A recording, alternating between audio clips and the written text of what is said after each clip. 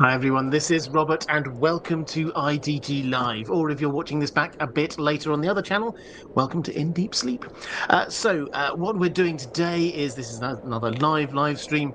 Um, we're carrying on with our series of mysteries in the world of Ice and Fire, and I thought we'd look at um, one of the uh, more recent mysteries. One of the mysteries which appeared closest to the end of the book in A Dance with Dragons, which is the Pink Letter. Now, I did a video on this. I'll say up front, I did a video on this a few months ago or so. If you want my detailed, considered thoughts on who wrote the Pink Letter, then do go and check out that video.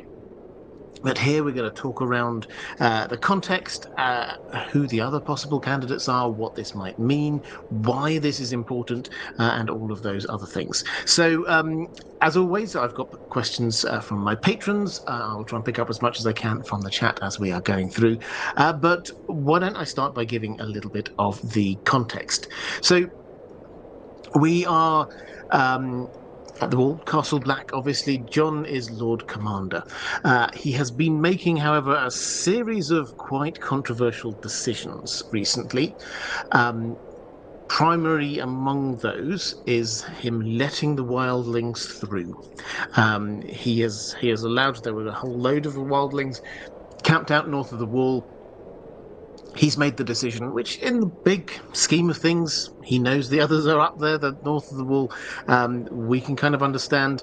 But to many of the loyalists within the Night's Watch, this is a betrayal of everything that they've ever stood for. They've been trying to keep the wildlings out for all that time, and now John just kind of lets them through. So he's made that big decision. There's the decision to be allowing Stannis and Stannis' forces to be staying there, and the situation is now very complicated and it's quite febrile as well. And he has sent a small rescue mission, or an investigatory mission, really, with Cotter Pike up to Hardhome.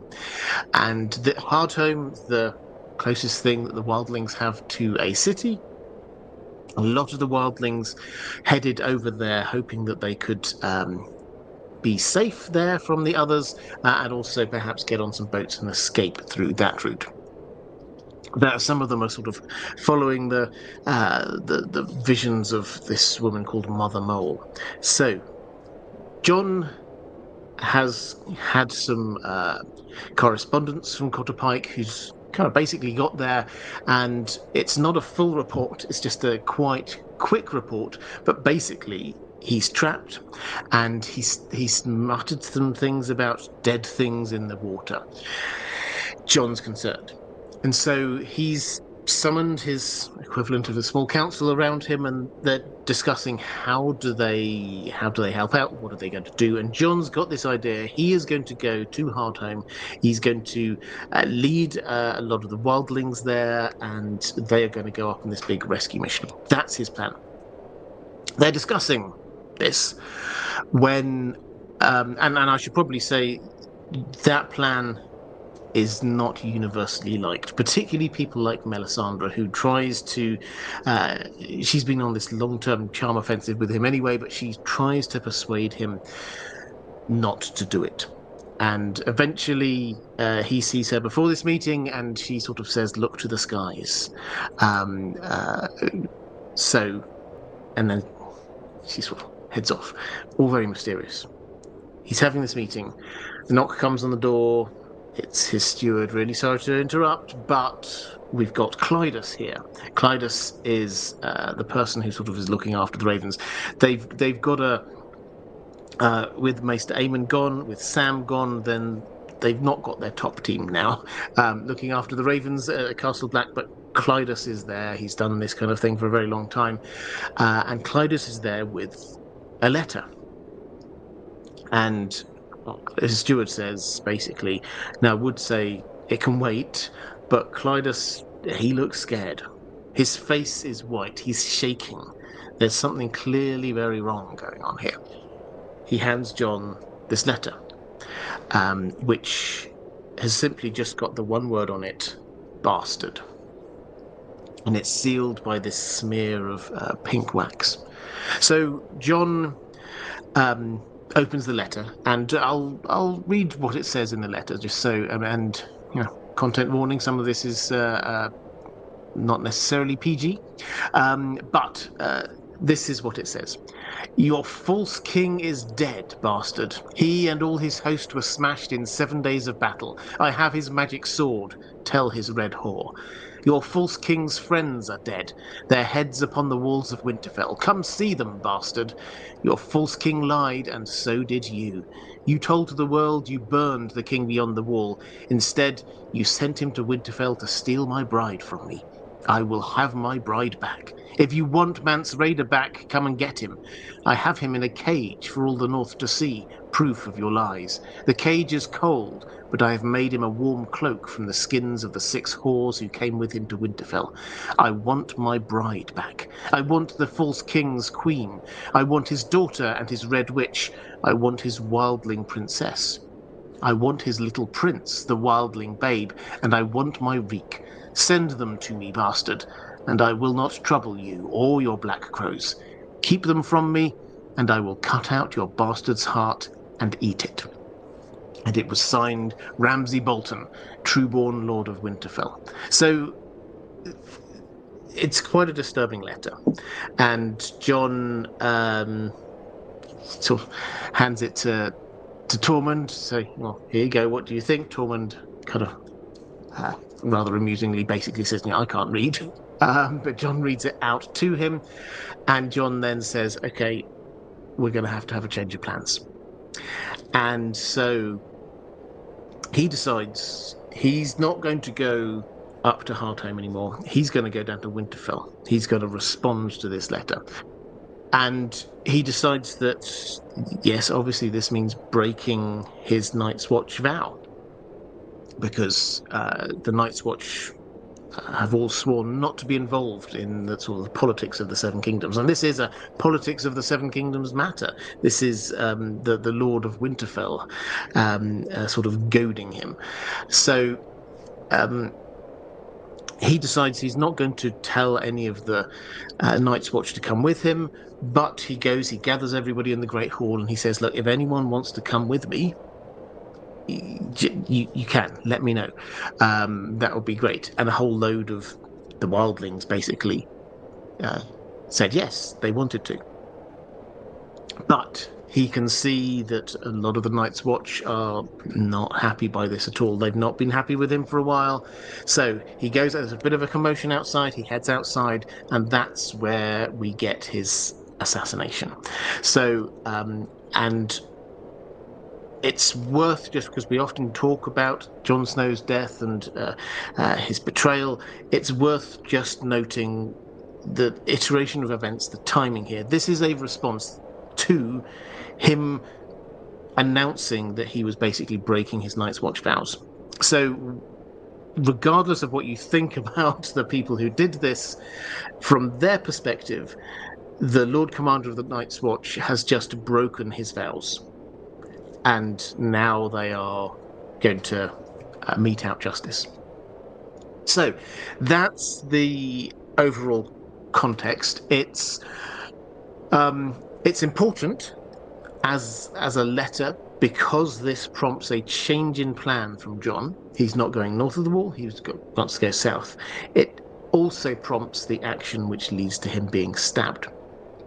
So this is very clearly significant. But the other thing which makes it a mystery is the fact that George R. R. Martin seems to go to quite a few pains, if you're reading carefully, to make it apparent that this doesn't feel like a Ramsay Bolton letter. There's something here that doesn't quite add up. We'll get into who might have written it in a moment, but the reasons why it doesn't completely ring true, we've already seen 2 letters from Ramsay Bolton. One of them came to Jon Snow, one of them went to Asher, and so we're told a few things about them. There was the seal was pink wax, yes, but it was this sort of hard button of pink wax, not this smear. that we have here. The writing, both times we're told about this large, spiky writing that Ramsay has. There's no mention of that here at all. John doesn't. I mean, maybe it's like that, maybe it isn't, but our attention is not brought to it. There are no countersignings. There's the letters he did before. He signed it, and then he got some of the other lords of the north around him to also sign this letter. So it shows a little bit of degree of his authority going on there. So that is not there.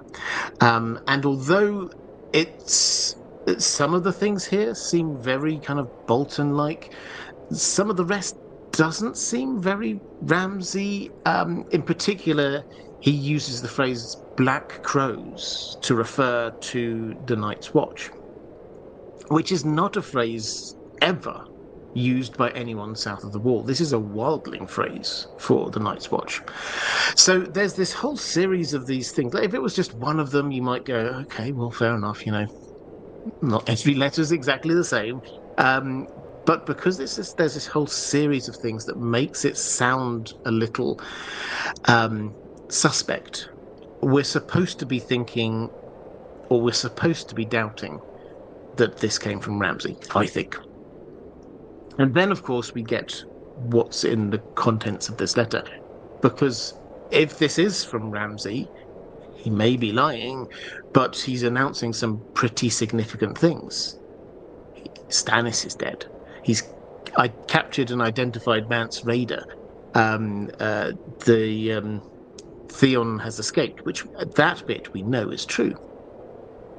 But the Stannis being dead after 7 days of battle, that we're not 100% sure on. We haven't seen it. There is going to be a battle, we know this, but the idea of there being 7 days of battle and Stannis dead at the end of it, we've not got that far in the plot. Because incidentally, although we can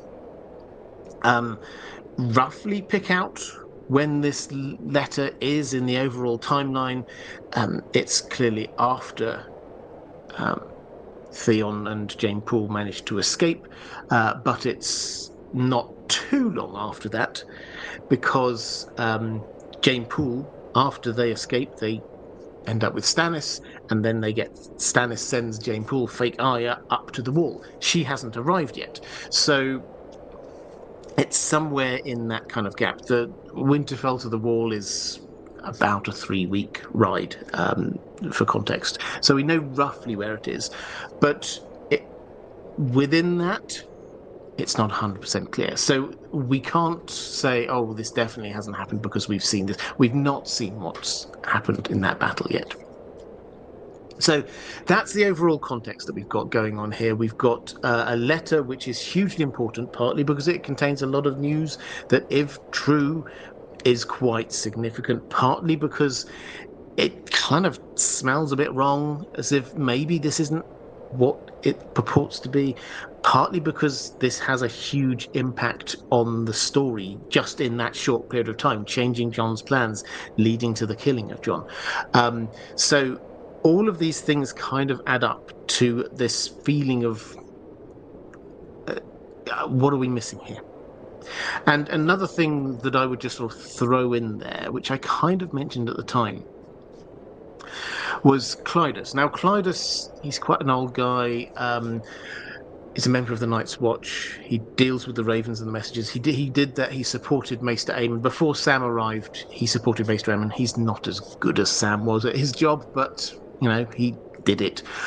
And so he'd been dealing with the letters for years, possibly even decades, from Ravens. He'd been at the Wall when we had several battles happening in Castle Black. He's been there, witness to, or at the time that we've had zombies coming to life, attacking people in Castle Black. He has seen and experienced a lot.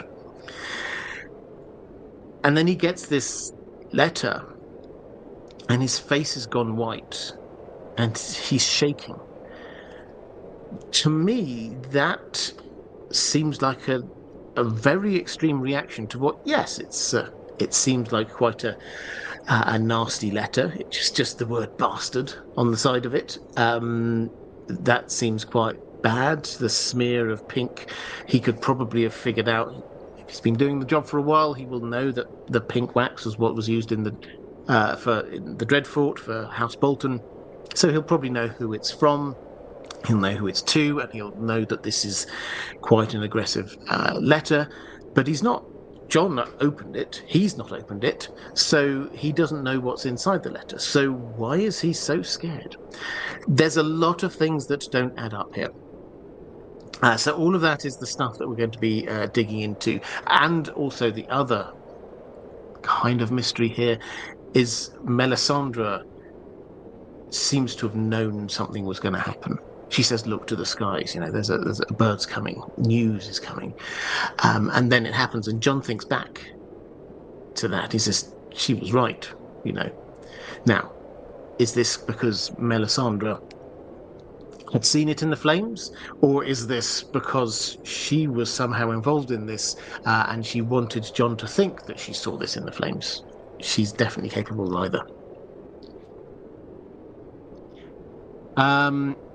Right. Let's have a quick look in the chat. Commander Ray saying, "I'm watching the new Superman movie tonight, so I'd like to ask what your thoughts are on the Man of Steel and your favourite superhero." Same to the chat. Well, I won't. I'm sure you'll forgive me. I won't get too distracted over into Superman on this live stream, but I hope you enjoy. I hope you enjoyed the movie. I've heard mixed reviews so far, but as for me, I have to admit I've got a little bit of superhero fatigue at the moment. I may well see it at some point if people say it's good, but it's not. I have to admit it's not sort of on my list of priority things that I was wanting to be looking for. Mara Lee, very generous, Mara. Thank you very much, and thank you very much also for what you sent through the other day. I think I replied to the wrong email address, saying just a show of love and support. So thank you very much indeed. Adam, saying just a show of love and support. Saying, "Hi Robert, have you ever listened to Alt Shift X?" I mean, I think I'm a Alt Shift X is a bit of a legend within within this world.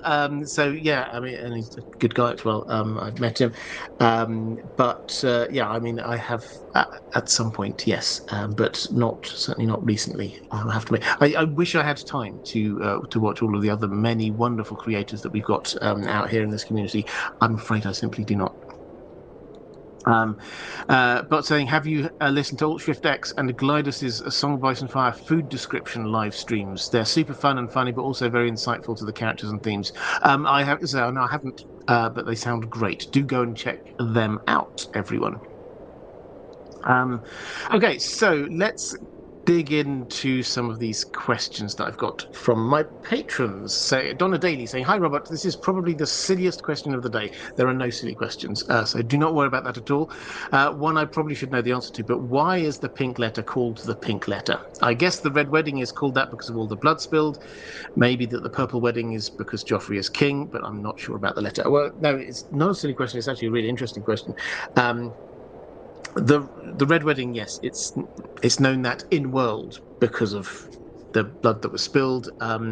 It's a George R. R. Martin nod as well to the black wedding, which is in Scottish history in the real world. As for the purple wedding, that is not a description given in the books, but that is a fan nickname for the wedding which Joffrey died.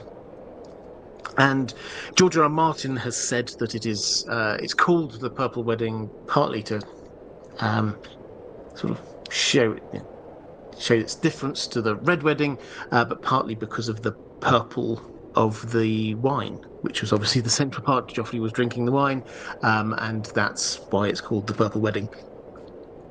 The fact that this is a royal thing, I think, also is probably true.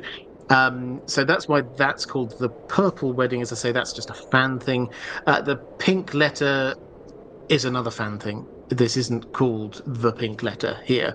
Um, and some people call this the bastard letter because that's what it says on there.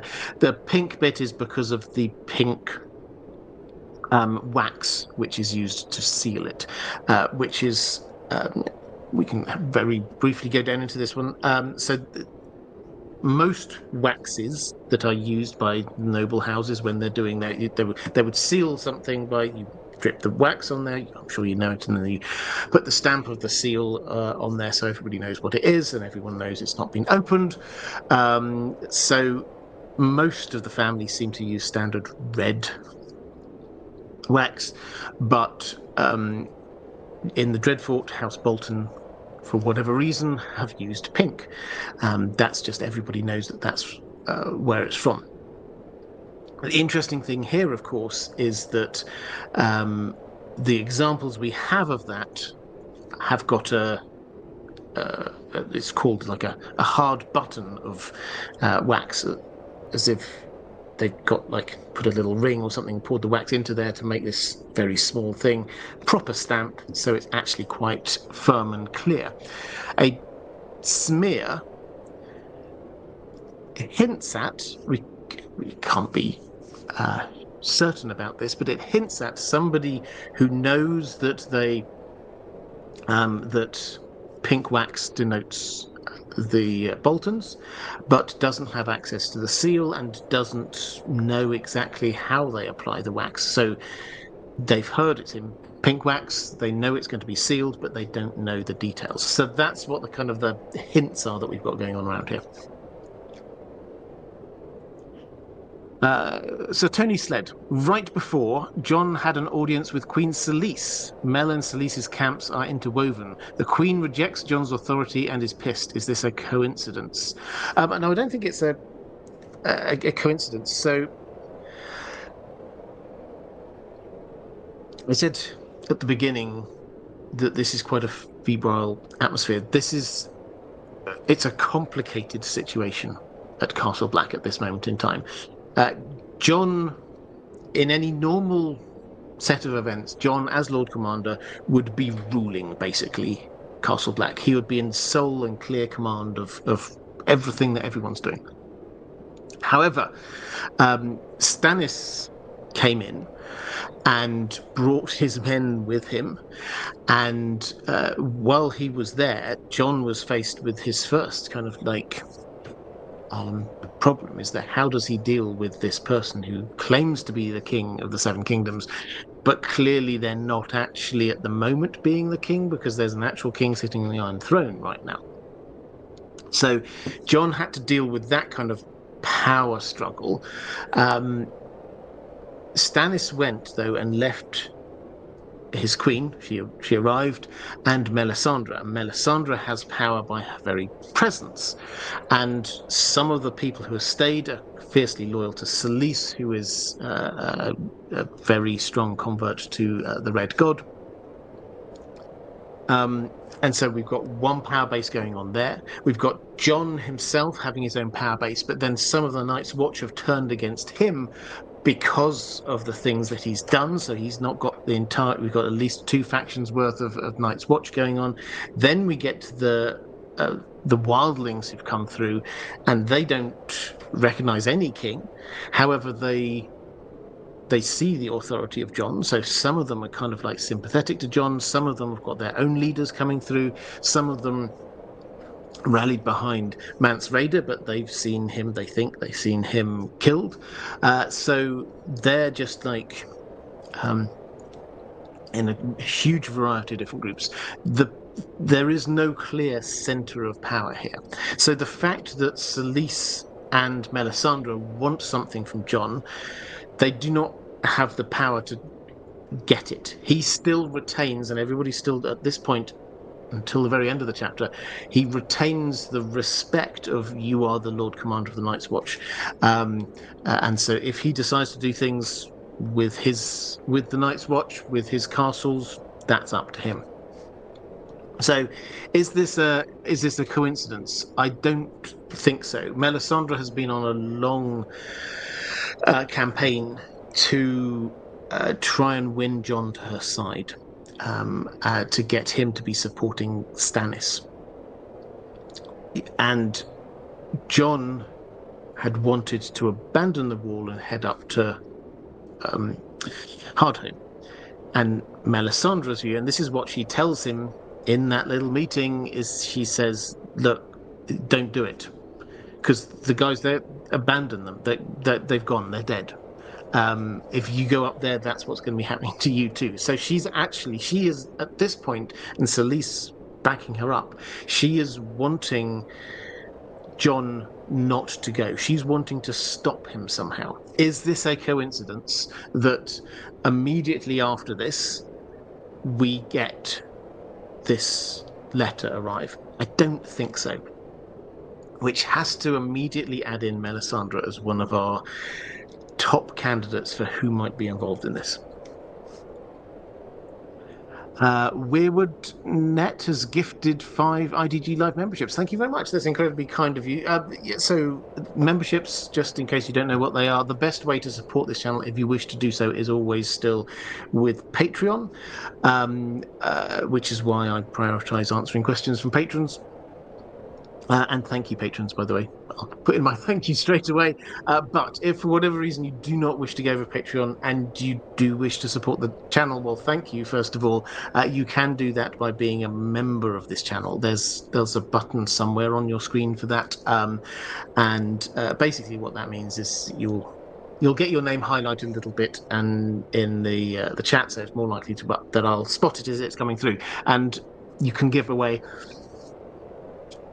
3 memberships, and thank you very much, WeWoodNet, for doing that. Sebastian Holden says, Jon broke his vows in life to the Watch. Bran will send him back to the Wall after death, despite the fact that he loves him. Is this a 79 Sentinels echo? Okay, we talked about the 79 Sentinels briefly last week.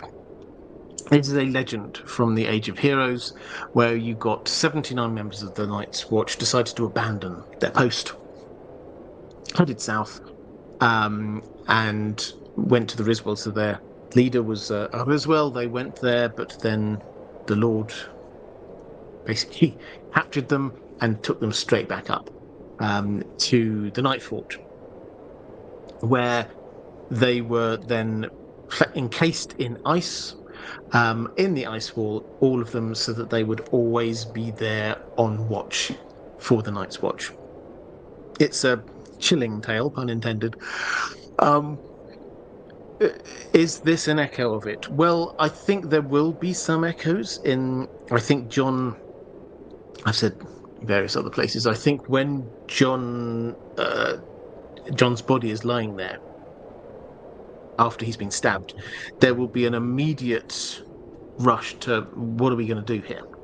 Because you have to remember that the thing that people are most scared and concerned about is that a dead body is suddenly going to come to life as a white.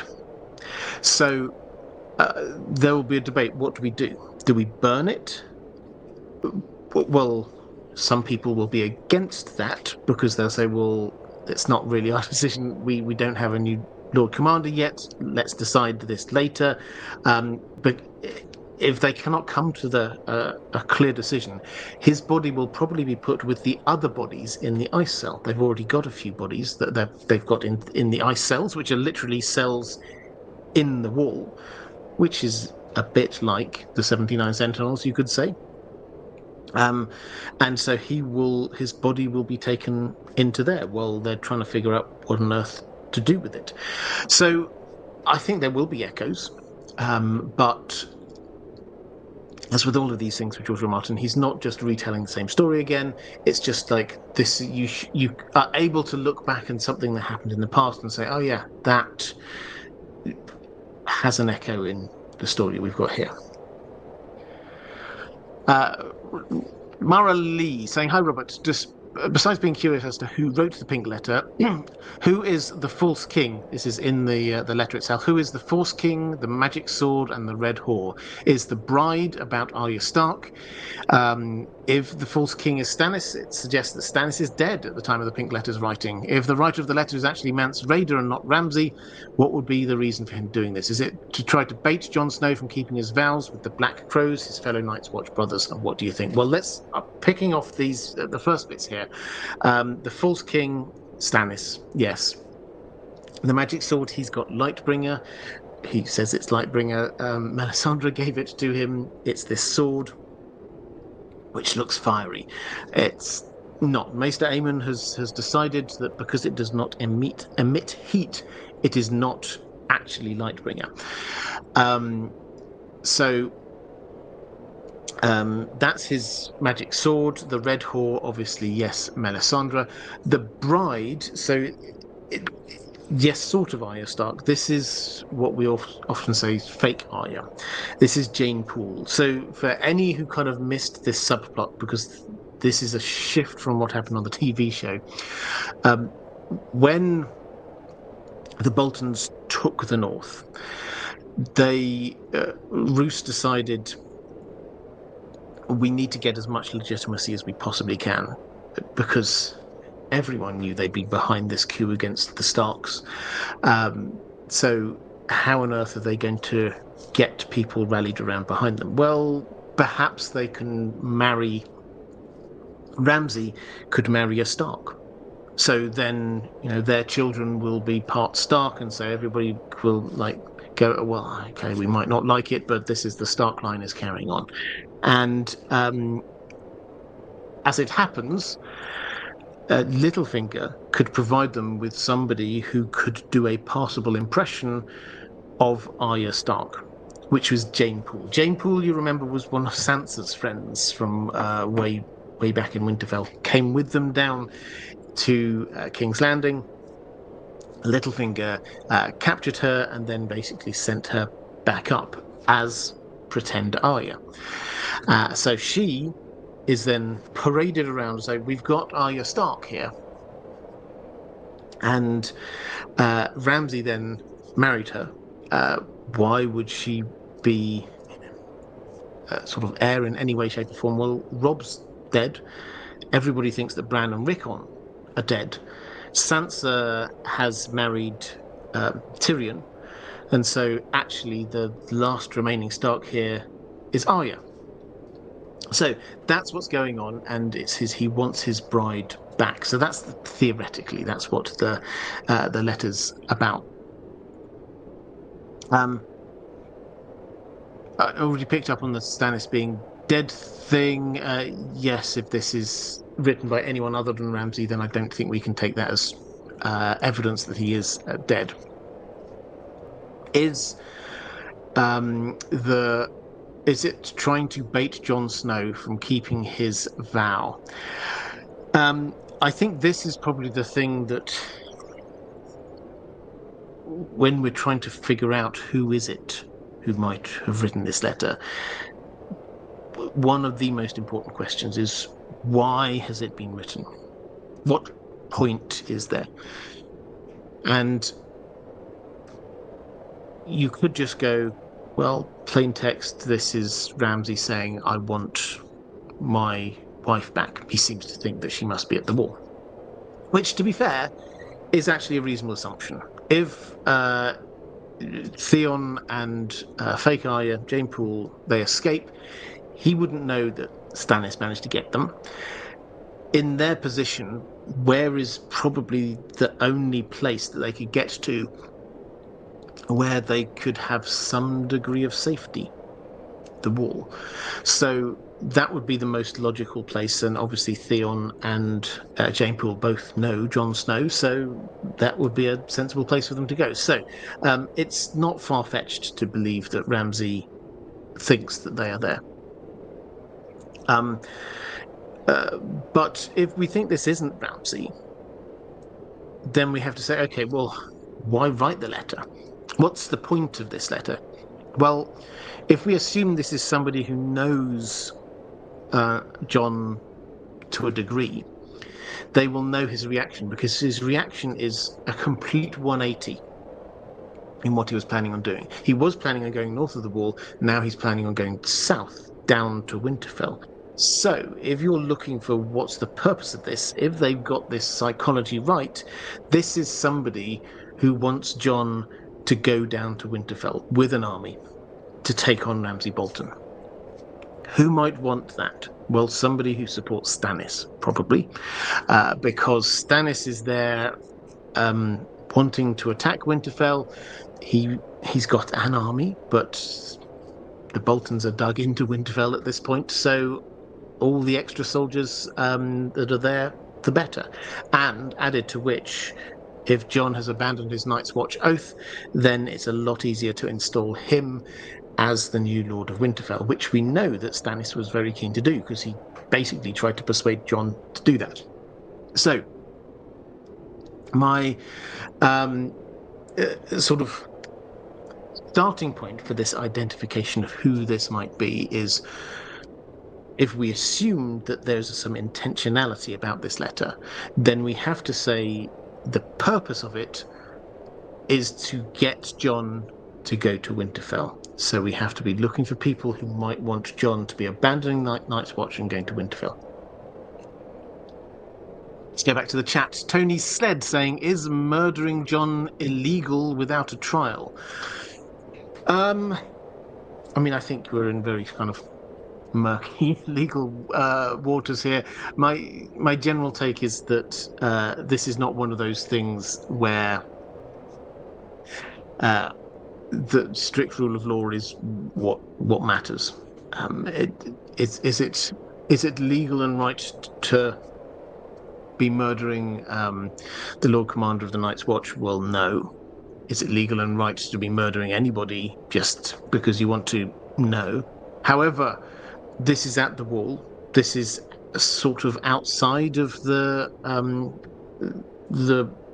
rule of law of the Seven Kingdoms. And hey, who actually rules the Seven Kingdoms these days anyway?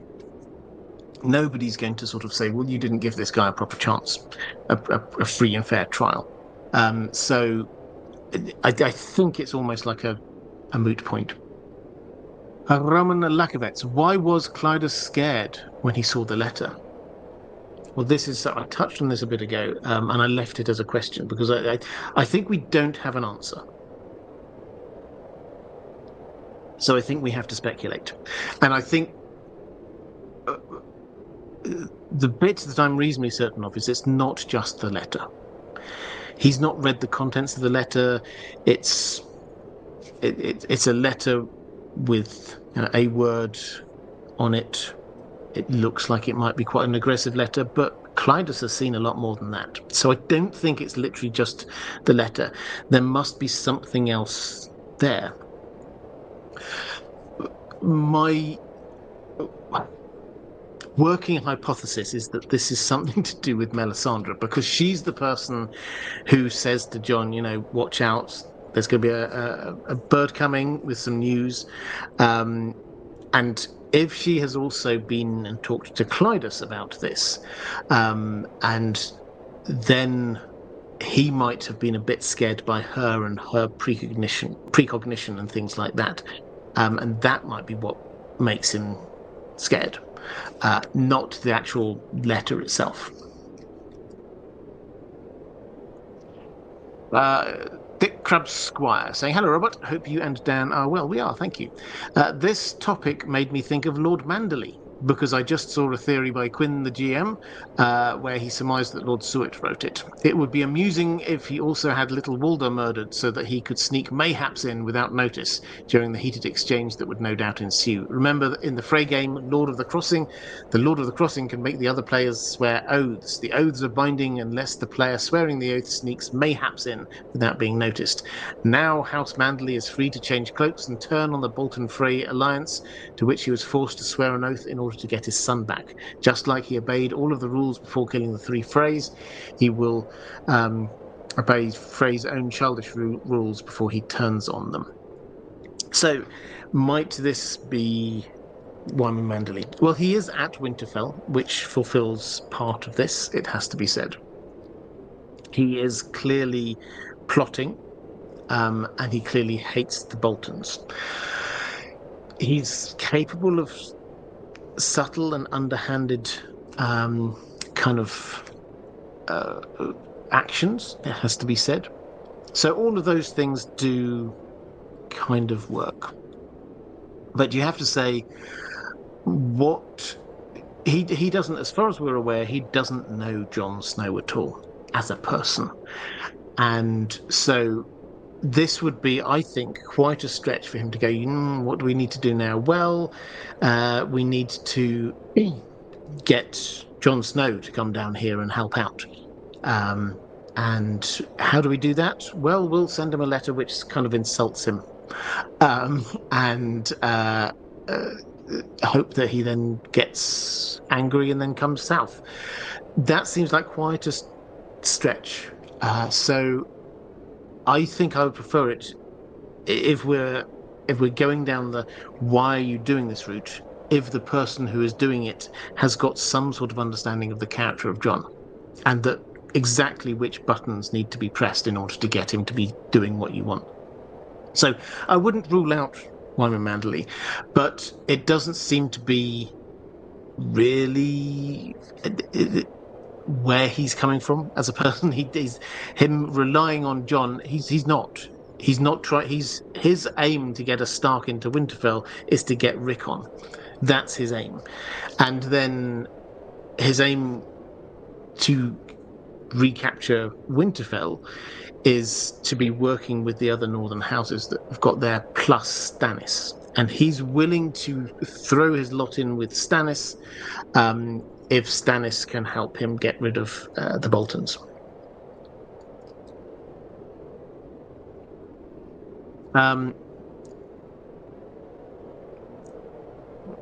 Question from CK. How will Jon get out of his oath once revived? Why leave the wall if the free folk depend on him? What about the others? And also, how can he lead the North if he's failed as a leader on the wall? How will he get out of his oath once revived? I think that in the show, he comes back and then he kind of pleads this technicality. Basically, I've already done. I'm here until I die. I did die, so I'm technically released from my vows. Here in the books, Jon has already basically renounced his vows. You could argue all the other things he did beforehand, they were just big strategic decisions you might disagree with. But abandoning his place at the wall in order to engage in politics and the battles in the Seven Kingdoms, that is explicitly breaking his vow. So Jon has already broken his vow. So when he comes back, it's not like he needs to find a way to do that. He already has. Why leave the wall if the free folk depend on him? I don't think the free folk think that they depend on him. I think if he goes, then yes, the person who's there and was strongest in saying no, they're allowed to be here, will be gone.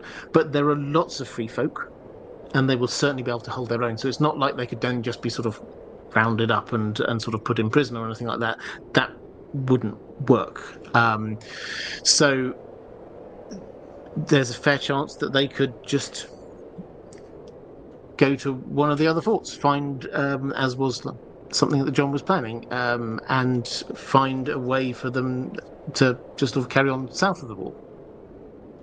How can he lead the North if he's failed as a leader on the wall? I don't think he would see himself as having failed as a leader at the wall. I think that he sees that he's got lots of different challenges, which is not just about the wall. S. If Stannis did write the letter, do you think it matches up with his personality traits? Okay.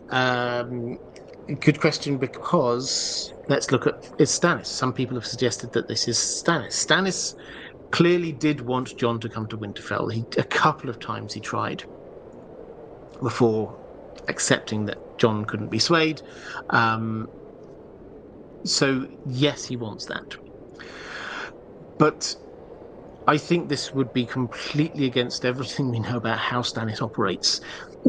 He's said to Jon to his face, I want you to leave the Night's Watch, become Lord of Winterfell. I want you to head down to Winterfell with me and we'll attack. He's told him to his face what he wants. He's not the kind of person to then go, well, how do I therefore manipulate Jon into doing what I want him to do after all? Well, maybe if I send him a letter that just needles him in the right ways, reminds him of his childhood home, insults him. If I write that letter, is that going to push him to do the thing I want? Stannis is a very straightforward guy, not a manipulator. We have plenty of manipulators around in the plot. I don't think that we need to be trying to superimpose that personality type onto Stannis. That's not him at all. There are people around him, though, who are manipulative, who might do it on his behalf without telling him. CK, I think Jon will get revived, deal with the traitors, address Winterfell, and then come back to the Wall. I can't see him moving so freely in Westeros. Well, this is like one of those things where I think we can be reasonably certain about the first bits of what happens with Jon, but the further into the future we go, then the more open we are to George R. R. Martin and his Gardner writing style of things could go off in lots of different directions. So him being revived, yes, I 100% believe that will definitely happen. I think that when he does, he will follow that up by doing what he was going to do before. Go down to Winterfell, take some people with him, not claim, but take Winterfell from the Boltons. I think that will allow Stannis to then be more comfortable that the North has been sorted so that we can now look to the defense of the realm at the Wall. So that bit I entirely get. Will Jon return to the Wall as Lord Commander of the Night's Watch? That bit I'm not 100% certain of, because at some point soon he will find out that he has been named Robb's heir. That he's left the Wall. Robb, as king, has legitimized him and said that he's the heir. In fact, given the fact that Robb was killed without any children himself, according to Robb's will, Jon is now king of the North. So there's a question of how Stannis will react to that. I suspect that a lot of the Northerners will sort of come in behind Jon. It wouldn't surprise me, and although whether Jon wants it or not, he does have this kind of track record of falling upwards, people pushing him into positions of authority that he otherwise might not have wanted to have. It would not surprise me if basically Stannis and Jon kind of switch places. So Jon then sets up camp in Winterfell for a while, at least, and Stannis goes up to the Night Fort to be dealing with the threat from the others. So that, as a short-term thing, I think will work. Rural Jorah. IDG Live is hands down the best A Song of Ice and Fire YouTube channel there is. It has to be said. Well, thank you very much. That's very kind of you to say that. Martin S. Hi there, Martin. Saying, I think law is always a social construct, not a real thing in the physical sense. A kind of fairy tale we share in society to prevent pure barbarism. Highly dependent on enforceability to be real in any sense on the Wall. Yes, absolutely. I think that's a reference, I assume, to the earlier question whether it's legal killing Jon. I tend to the view that is not the. I don't think people are going to be there saying, "Well, we need to try these people" or anything like that. It's the rule of might at the moment. Whoever's the most powerful, they get to make the rules.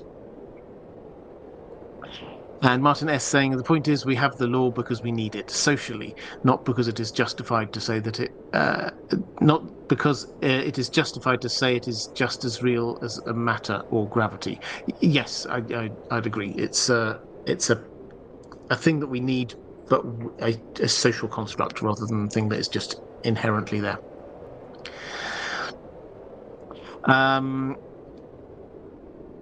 Question from I mean, this is slightly going away from the main topic, Lord Medici, but we'll deal with this one first. Saying in a recent video you shared my take on who are the friends in the Reach.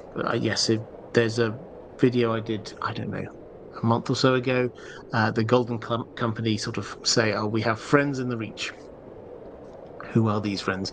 I'd like to further explore the idea that House Florent is one of these friends. House Florent was uniquely pro-Robert amongst the Reach during Robert's Rebellion and is uniquely pro-Stannis during the War of the Five Kings. If, as many of us believe, the pink letter is a bluff, Stannis is still alive. By siding with any Targaryen, Fagon or Daenerys, isn't House Florent denying the whole basis of Stannis' claim to the Iron Throne, which based on Targaryen dynasty having been rightfully deposed and a new Baratheon dynasty having been installed? Is this might the Florence be one of these friends of the Reach? So what I concluded was that probably House Peak are one of the friends in the Reach. Probably House Tarly are one of the friends in Reach. And there's a couple others that kind of make a bit of sense. House Florent have basically the Lannisters have killed off the family. They've given away their castle, so they will be there aggrieved. Definitely anti-Lannister. So my speculation in the video is maybe they would throw their lot in with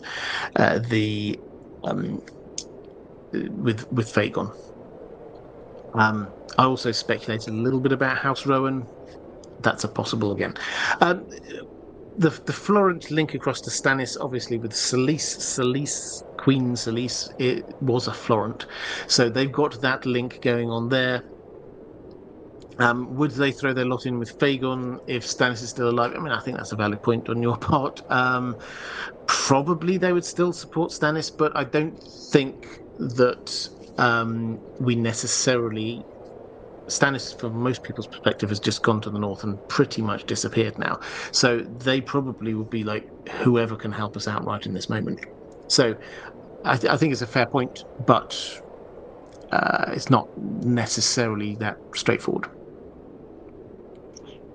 Chaos Ballerina, picking up a question from Nate Davis. Thank you. I love it when people do this, picking up questions for others in the chat, saying there must always be a Stark in Winterfell. Could it be the pink letter was an attempt to fulfill this by enticing Jon to come back? Well, yes, in a roundabout way, I believe so.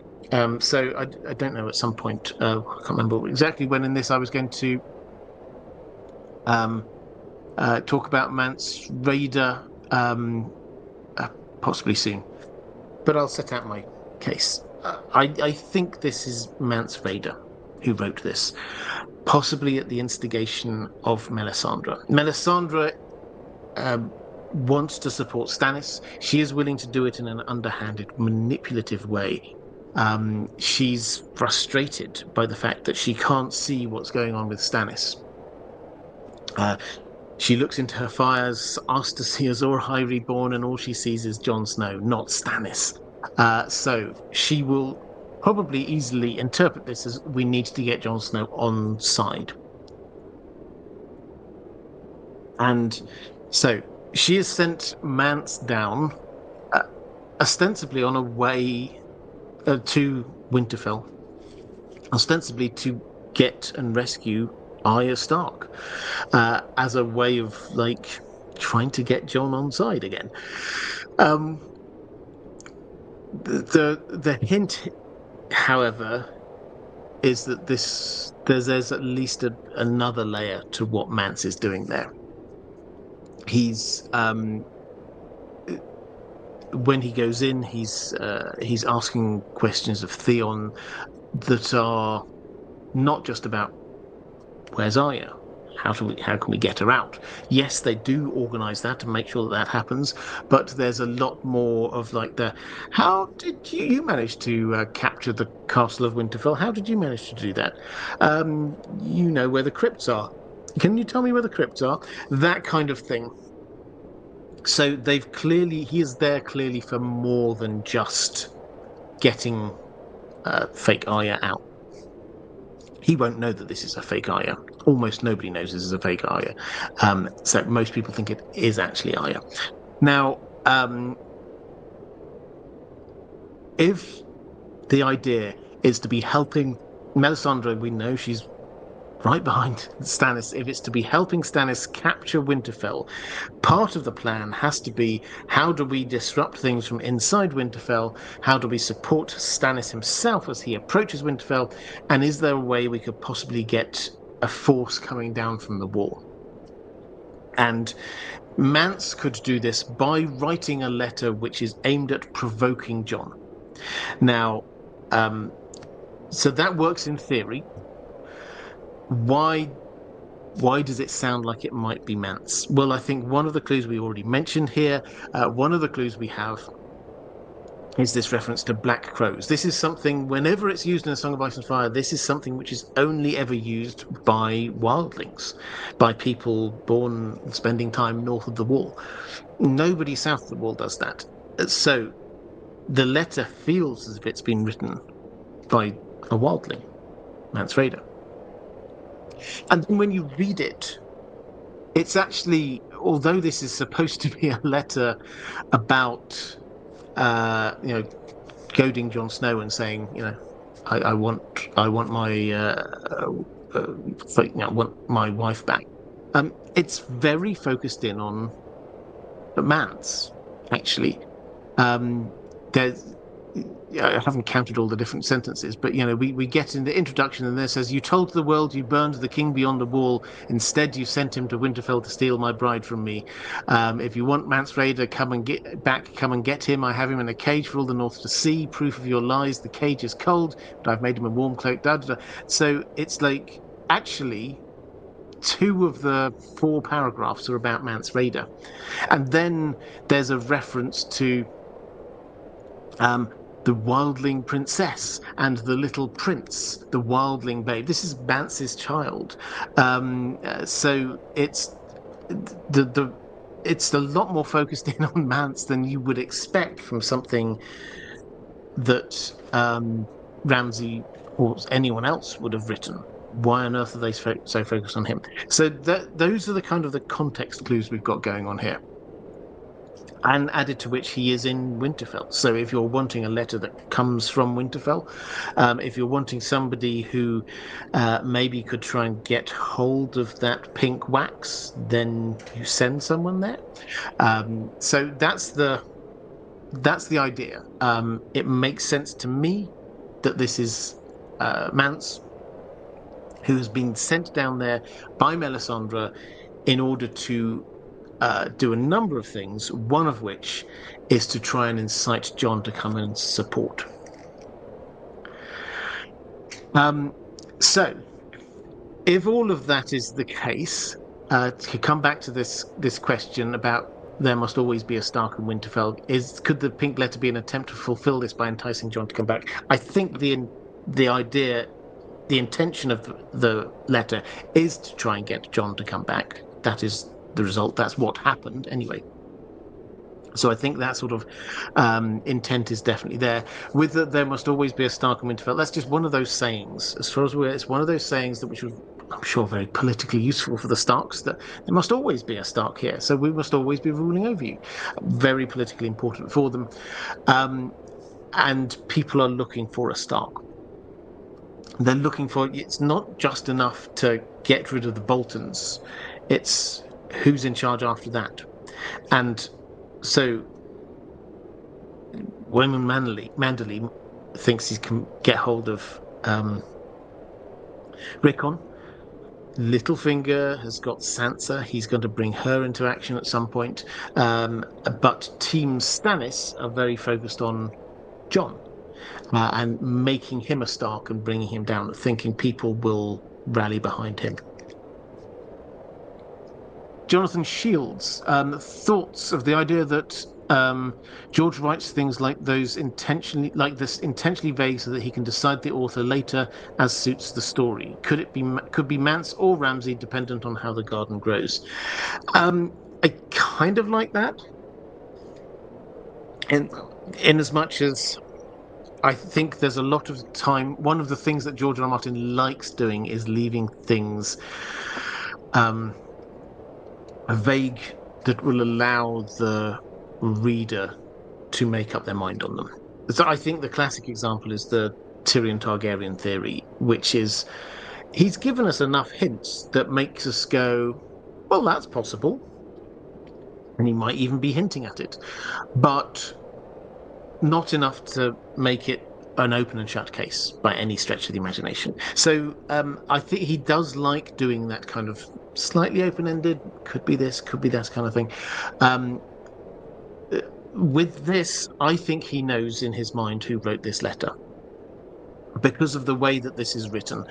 That it seems he put so many clues. If he just like done a couple of things, you could have let it pass. But because there were so many of these things that make it look like this couldn't have been written, or most certainly wasn't written by Ramsay, then I suspect that he has already decided that this wasn't written by him and was written by somebody else. CK, who do you think will be the one to kill Ramsay and Roose Bolton? I have got a question on this a little bit later. In fact, I think I've got this one now. Yes, I do.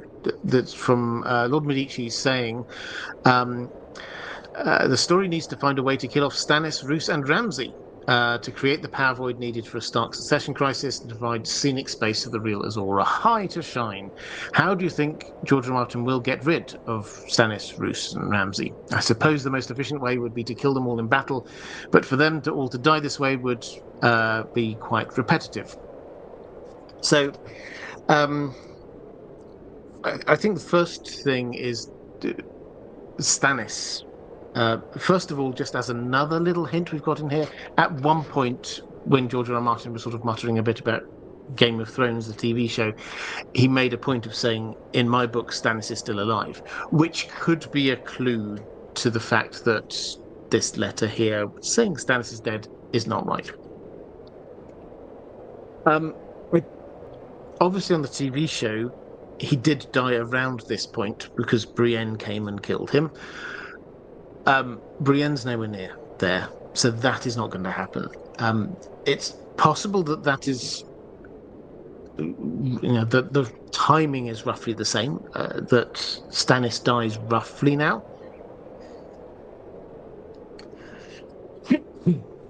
But I don't think it's necessary, because he, if the North rallies around the Starks, and if he wants Jon to be Lord of Winterfell, so that he can then focus in on the thing that he believes is now his role, which is taking on, as Sandra was saying, the Azor Ahai reborn thing, him defending humanity, defending the Seven Kingdoms against the others. So he could survive this next bit and then head up to the Wall and be leading the defense of the Wall while Jon is doing whatever it is he needs to do slightly south of the Wall, probably trying to get hold of lots of dragonglass and Valyrian steel swords, and probably somehow meeting Daenerys. So there's a lot that he has to be doing, and somebody has to be sort of leading the fight at the Wall. So it wouldn't surprise me if Stannis survives this next bit. As for Roose and Ramsay, yes, I think Roose definitely does need to die. I do quite like the idea that Ramsay could kill him, but the way that this is set up within Winterfell is that we get a building coalition of Northerners who are Stark loyalists, within the walls of Winterfell. So if we work on the assumption Stannis wins the battle he's going to have at the Crofters village, he manages to get his army somehow up to Winterfell to try and attack it. If I were someone like Wyman Manderley, I would say, well, while they attack outside, we will try and do damage inside. What's the damage that they could do, which would be the biggest thing, is killing Roose. So it would not surprise me if one of the people inside, maybe even Mance Rayder himself, does kill Roose while Stannis marches on Winterfell. As for Ramsay, the whole Sansa getting her revenge thing on him, which happened on the TV show, that whole plot line did not happen in the books, has not happened in the books. So it wouldn't be as satisfying. I do wonder whether he's the kind of person, he clearly is happy out in the wild. Perhaps he will escape. He could die in a battle, absolutely, but perhaps he will escape out. And while the north seems to have been secured, at the back of everyone's minds is this idea, well, Ramsay's still out there somewhere. We have to deal with him. And CK saying, do you think Stannis will leverage Theon's knowledge of Winterfell to infiltrate it? It's too perfect for him to be alive in captivity with Stannis. Well, Theon, in the pre-release chapter from the Winds of Winter, Theon is Stannis's captive, and Stannis seems to be of the opinion that he will get whatever information he can out of Theon, and then he'll kill him, because the Northern Lords think that Theon killed Bran and Rickon, and that they want revenge on him. So he will try and curry favour with them by killing Theon. However, my instinct is that Theon is not going to die then, partly because the Manderleys are coming towards Stannis at the moment, and the Manderleys are the ones who know that Rickon is still alive, so Theon didn't kill him. And the hints are that Theon's going to be taken to a heart tree to be killed, and we know that Bran talks through heart trees, so some combination of Bran and Rickon is probably going to be able to save Theon's life.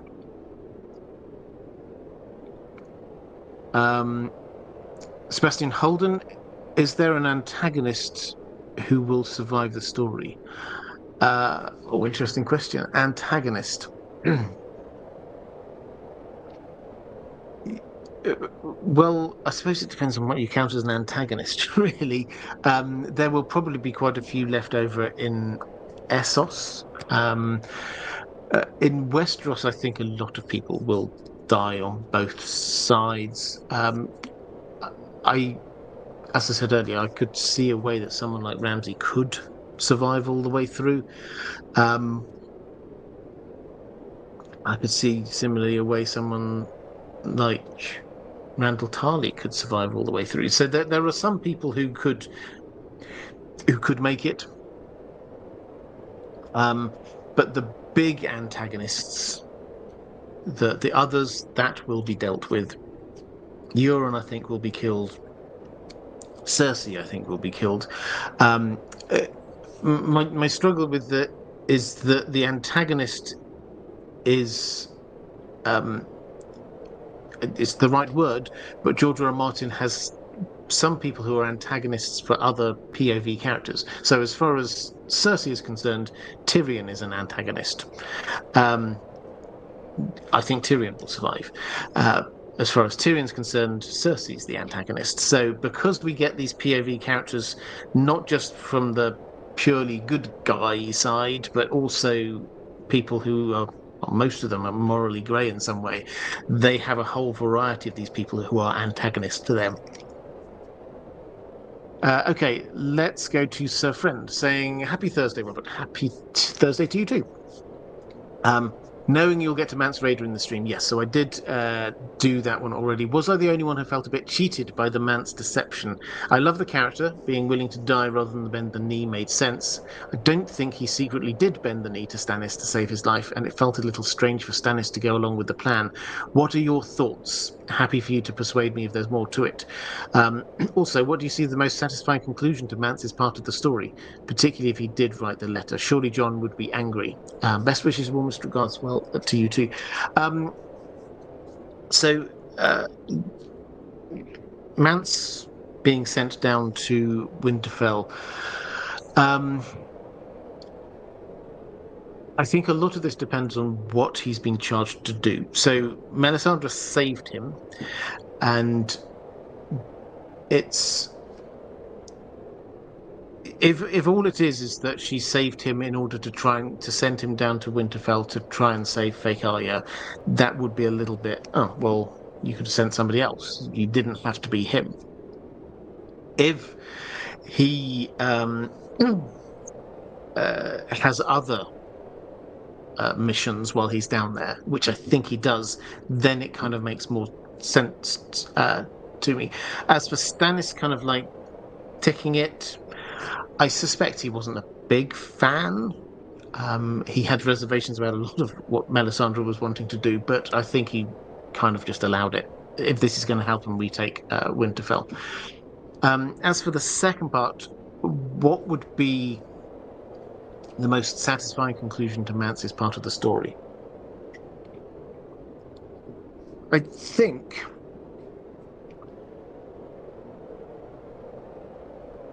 Well, I mean, there's a lot. What he wants, I think, at this point, he doesn't actually want to be a leader. He's not. He's a leader of the wildlings because he's got leadership material, but because he saw a threat, and he wanted to save his people. What he really wants to do is settle down with his little family, I suspect. So I think the most satisfying end is that after he's done all of his things, he gets to settle down somewhere. Perhaps at the wall, because he started at the wall, of course. So perhaps that's the best place for him for his story to come full arc. I am relatively optimistic. I know a lot of people think Mance will die because it's like, what else is left for him in this? And I think that's a valid point, but he could survive. You know, he's one of those characters where actually he's clearly a good fighter. He's clearly very competent. If anyone's going to survive through this, then he's got as good a chance as anyone. Commander Ray saying, hello, Robert and Dan the dog. You already asked me about Superman towards the beginning, so I won't answer about Superman again. I wanted to talk about the pink letter. Clearly, it was meant to drive John into action and is full of lies. And while we as show watchers hear the bastard line repeatedly as a very Ramsay thing, I think the letter was written too well to be him. And with how Mance was described in the letter, it implied that John knew him. It implied that John knew him, something I believe only Mance would do because he needed John to finally take up his sword. However, I have one other theory, and that is to blame who else but Bloodraven. Not founded on solid facts, but would be going with what he wants to push John to take power. So it wouldn't surprise me if Bloodraven in some way influenced the decision of Mance to write and send the letter. Okay, so and then you say thanks for the streams and the new Spotify channel. So thank you for reminding me. My videos on my main channel, I've now started uploading onto Spotify. So I'm going through the back catalogue first.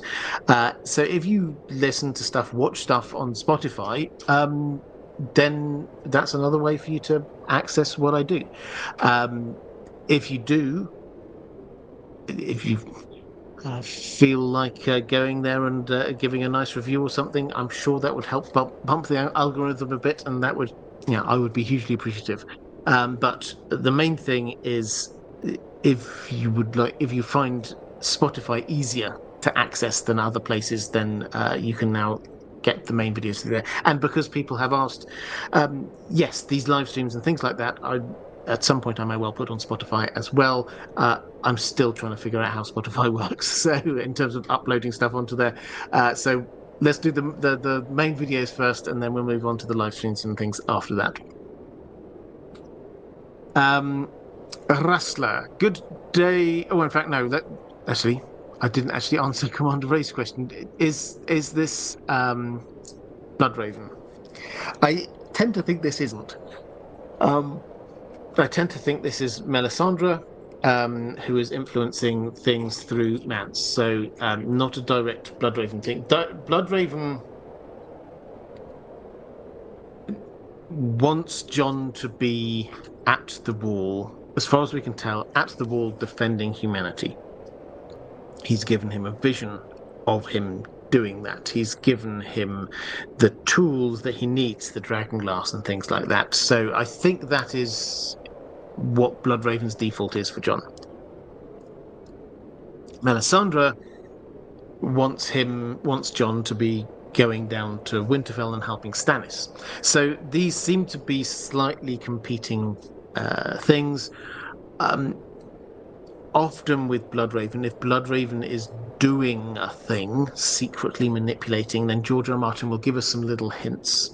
Maybe Mormont's Raven will do something, or say a word or something, repeat a word. Maybe Ghost will appear and do some stuff. Ghost, of course, has the Bloodraven colouring, the red eyes, the white fur/skin. So those are the kinds of symbolic clues that we often get that Bloodraven is doing a thing secretly. We haven't had them here. This feels very much like a Melisandre thing. Rustler, good day, Robert. Hope you and Dan the dog are well. My question is, before the pink letter, does Ramsay ever acknowledge Jon Snow or mention he even knows who he is? If not, this lends to the idea that he wasn't responsible for the letter. Well, he does. He's very aware of it. Jon Snow's existence is known. The fact that Jon Snow went to the Wall is known, and the fact that he became Lord Commander is known. So that is just the bits of information out there. So Ramsay is very aware of Jon Snow's existence, and does indeed see him as a threat. I mentioned we've had a couple of letters from Ramsay before. One of them was sent to Jon at the Wall. So this is how we know what Ramsay's handwriting is like, because we saw it that first time. So yes, he does. He is aware of Jon.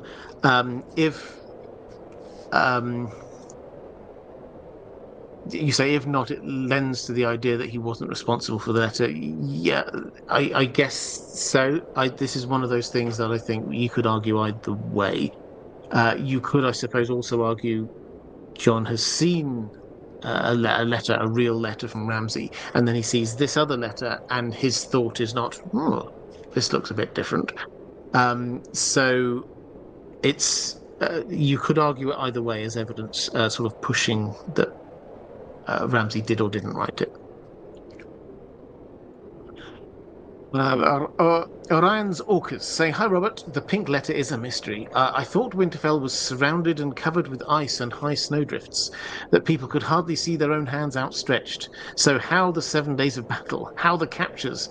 I think it's the Red Witch. No one is going to be able to do anything until the snows melt, the air clears, and she gets Jon to take her to Stannis to burn Shireen. What are your thoughts? Whatever else Stannis is, he is the rightful heir to the Iron Throne, and so King's Blood and all that. And then saying thank you for your video, thank you for the moderators. So yes, let's actually do moderators, a little bit of moderator love. So we've got quite a few moderators. Today, if you are watching this live, the reason why the chat is such a fun place, accepting and open to good discussion, is because the moderators do a fantastic job. So if you could just show them a little bit of love, I would hugely appreciate that.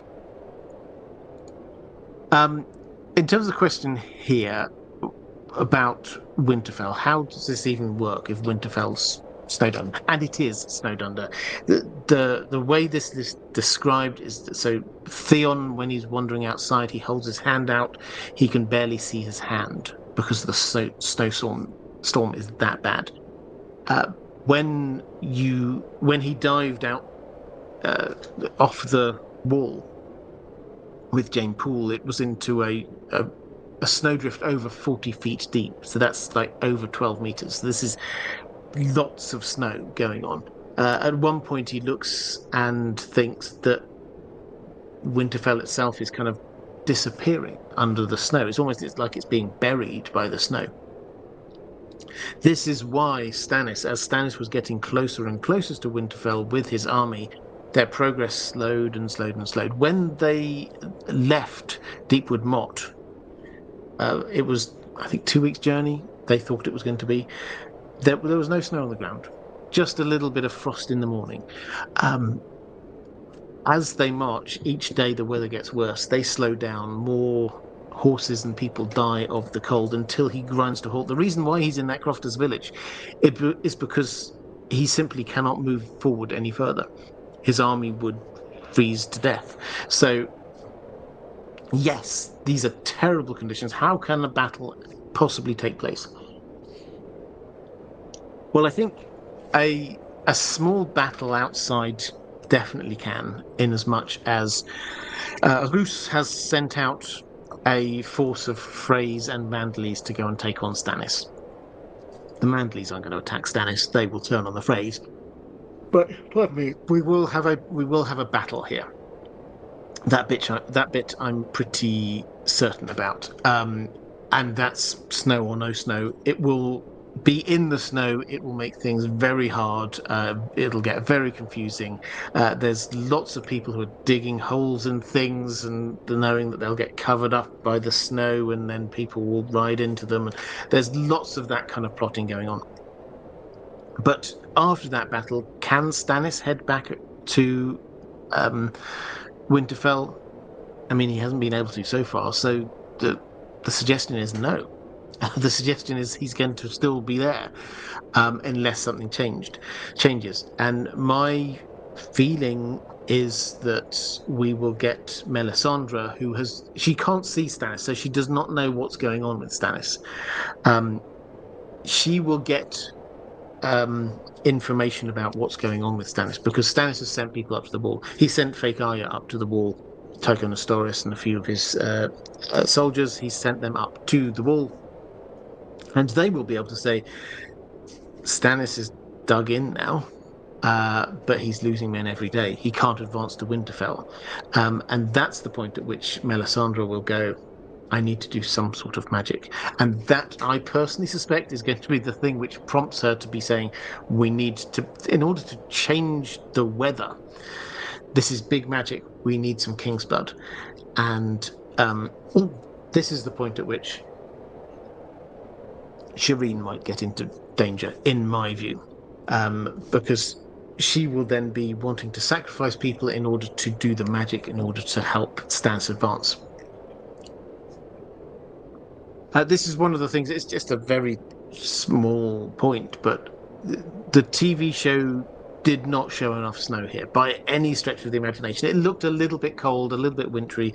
There was some white stuff on the ground. It looked pretty hard going, but that's a completely different scale to what we have in the books. In the books, this is snowdrifts, several people high, horses dying in the cold, people having to eat their horses. They're unable to travel more than half a mile in a day, but simply because the snow was so deep that you just could not move all of your wagons through it. The situation is really bleak for Stannis right now. Corvus Corax saying, good evening, Robert. I hope you're keeping well. While the guilt knowledge in the pink letter leans towards Mance, I'm a bit baffled that Mance knows how to read and write. Thoughts? Also, when I first read this part years ago, I innocently assumed the timeline at the wall was not in line with Winterfell. After your Sorrows video, it made me revisit this. What if the letter is what it seems, and it is a post-battle letter in a time glitch? Could be ramping up for more timeline manipulation to come. Okay, so a couple of points here. The first one, can Mance read and write? Well, we don't have any evidence either way on this. One possible hint is that the name he chooses to go to Winterfell with is Abel the Bard, which is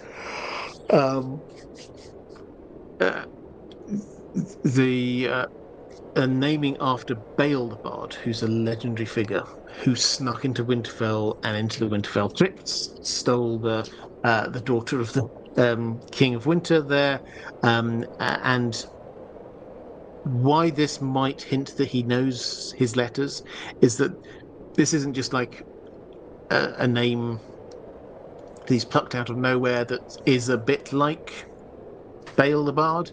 He's taken the letters and rearranged them to another word, which seems to imply that he does understand writing. It's not conclusive, but the hint is there. The other thing I would say is that it's entirely possible that somebody else could have written, just because he may or may not know how to write it, he could get somebody else to do it. That's not a problem. Maybe one of his spear wives could. We don't know huge amounts about that. He's brought 6 women down with him. Who knows what they might know. The second part is about whether or not there might be some kind of time glitch going on here. I'm glad you enjoyed the Soros video. I really enjoyed making that. It's a sort of an ongoing fan question theory. What happened to Tyrion in the Soros? Because the boat he's on goes under the bridge, and then there's an argument, and then it approaches the same bridge again, and it's like, well, what happened? Did they go into some kind of time loop thing? I answered that one in that video, so I'm not going to go down into that particular rabbit hole. But could the same thing be happening here? Well, I think the answer is probably, well, it's not necessary. Because, as I said earlier, that we don't know exact timings. There are people, if you're interested, there are people out there who've done epic work, heroic work, trying to map out on an almost day-to-day basis when each of the different chapters happen, what dates things happen within the book. And you can do that by cross-referencing a whole series of things. You know, we know that this happened then, and because that's mentioned in this other chapter, that means this must happen after that. Or we know it takes 2 weeks to go from A to B, so if you say you're going from A to B, then this next chapter, and you've just arrived there, that must be 2 weeks. That kind of thing, where you can look for the little context clues, add them all up, and plot out a timeline for all of the different chapters.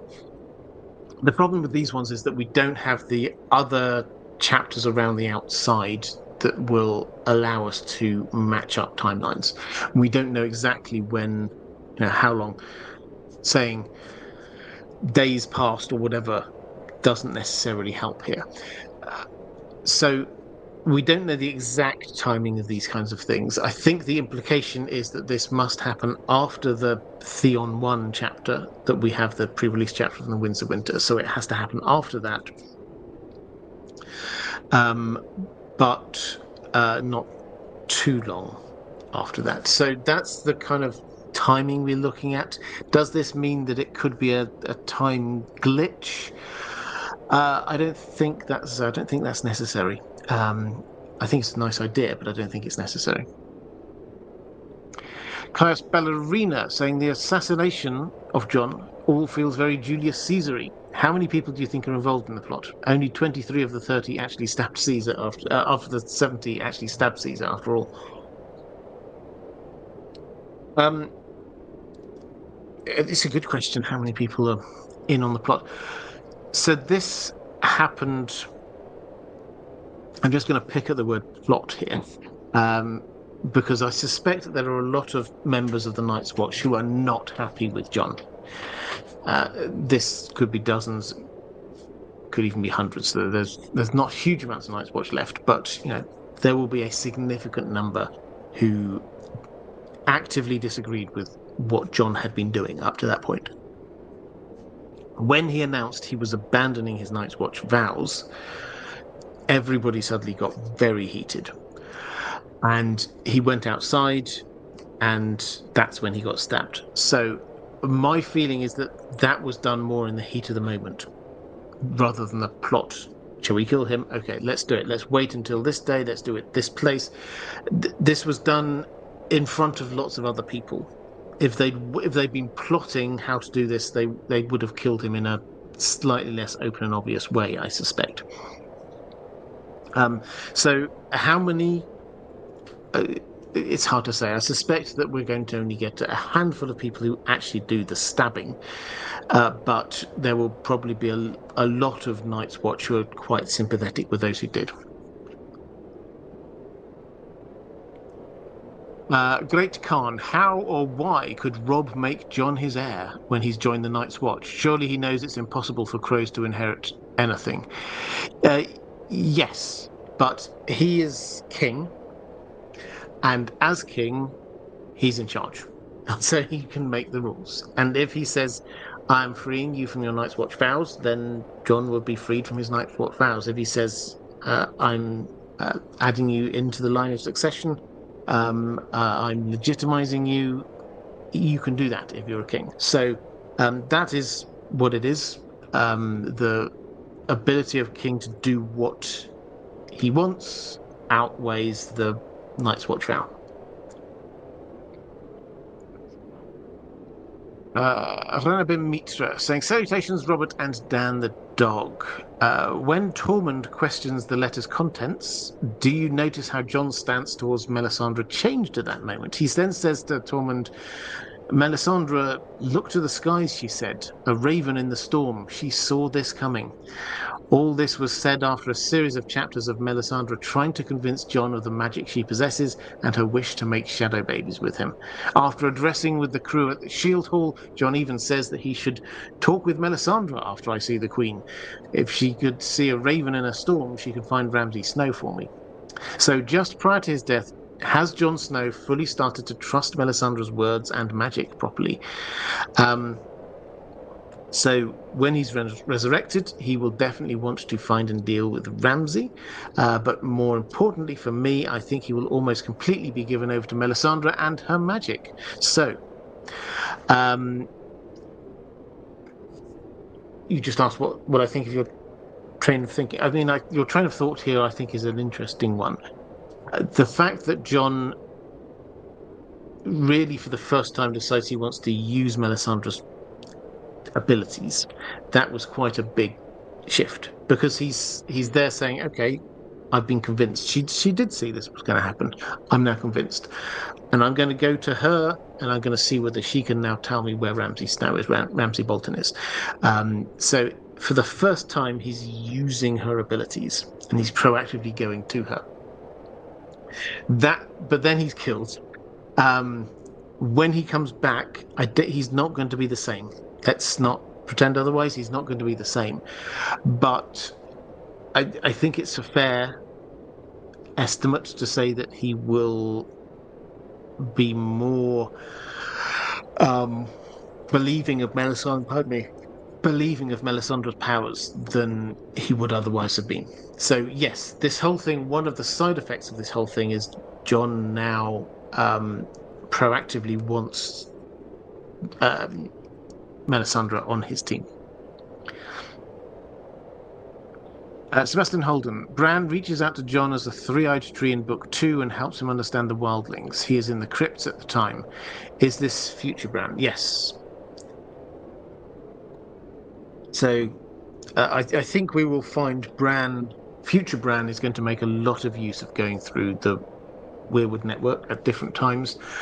And he, variously talks to his father, to Theon, to Jon. So he interacts through these trees quite a lot. We've not see him do it yet. So yes, this is future Theon. It's future Bran, sorry. CK, let's talk shipping. Do you think Jon will briefly end up with Dany, or is Val set up to be his final wildling queen? I don't think Val, no. All of the hints that we've got are that he and Dany will fall in love, marry, whatever.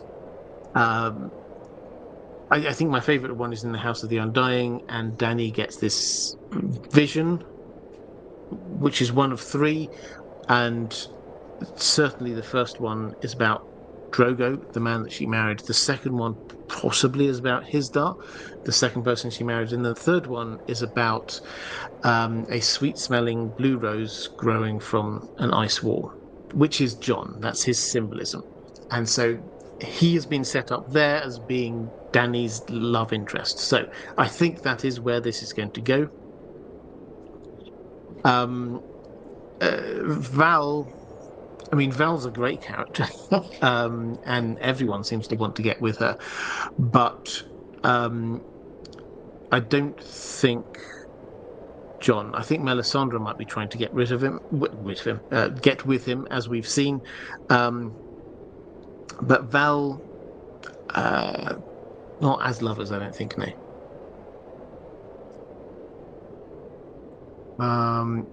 Catherine Furseth. Saying, hi, Robert. If we lift our heads a little bit above just considering the pink letter and look at the world of A Song of Ice and Fire as a whole, mysterious letters have had quite an impact from time to time.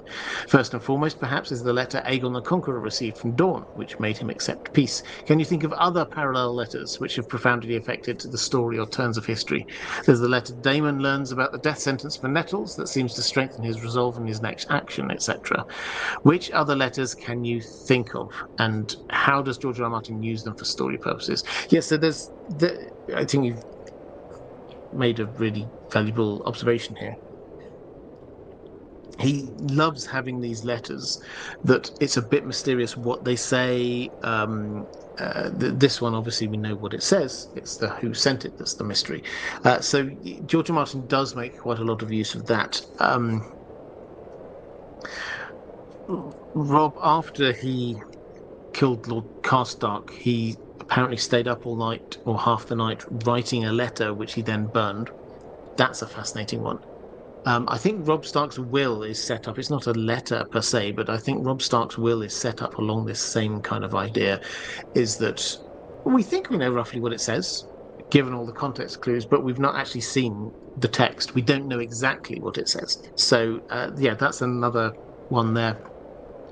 And Tywin's letters, obviously, another thing that influences a lot in this story. Tywin writing to people, and during the war, the Freys, the Boltons, the Spicers, that was him bringing people on side and him manipulating events, but it was behind the scenes. We don't see these letters. We see Roose getting a letter and burning it. That's a letter from his wife with perhaps some kind of coded message in it.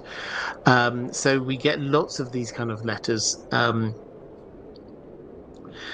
Why does George R. R. Martin do it? Well, I think he enjoys this idea of the written word versus the lived experience.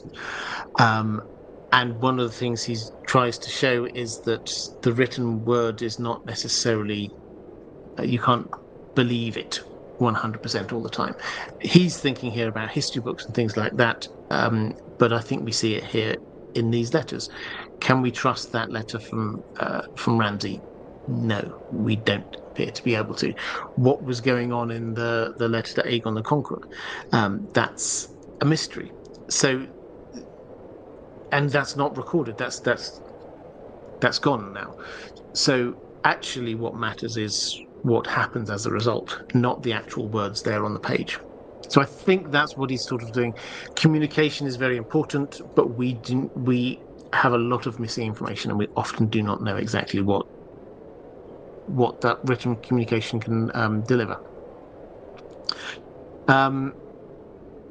Sebastian Holden, grey smile is a grey joy, question mark. I'll pass on that one. I'll try and come back to that next week. Will Dany fall for Euron? No, I don't think so. They might never meet. If Euron steals one of her dragons, then there's no way that she will ever fall for him. But yeah, there's no buts there. So no, Dany will not fall for Euron. Sam, lawyer here, not qualified in Westeros yet.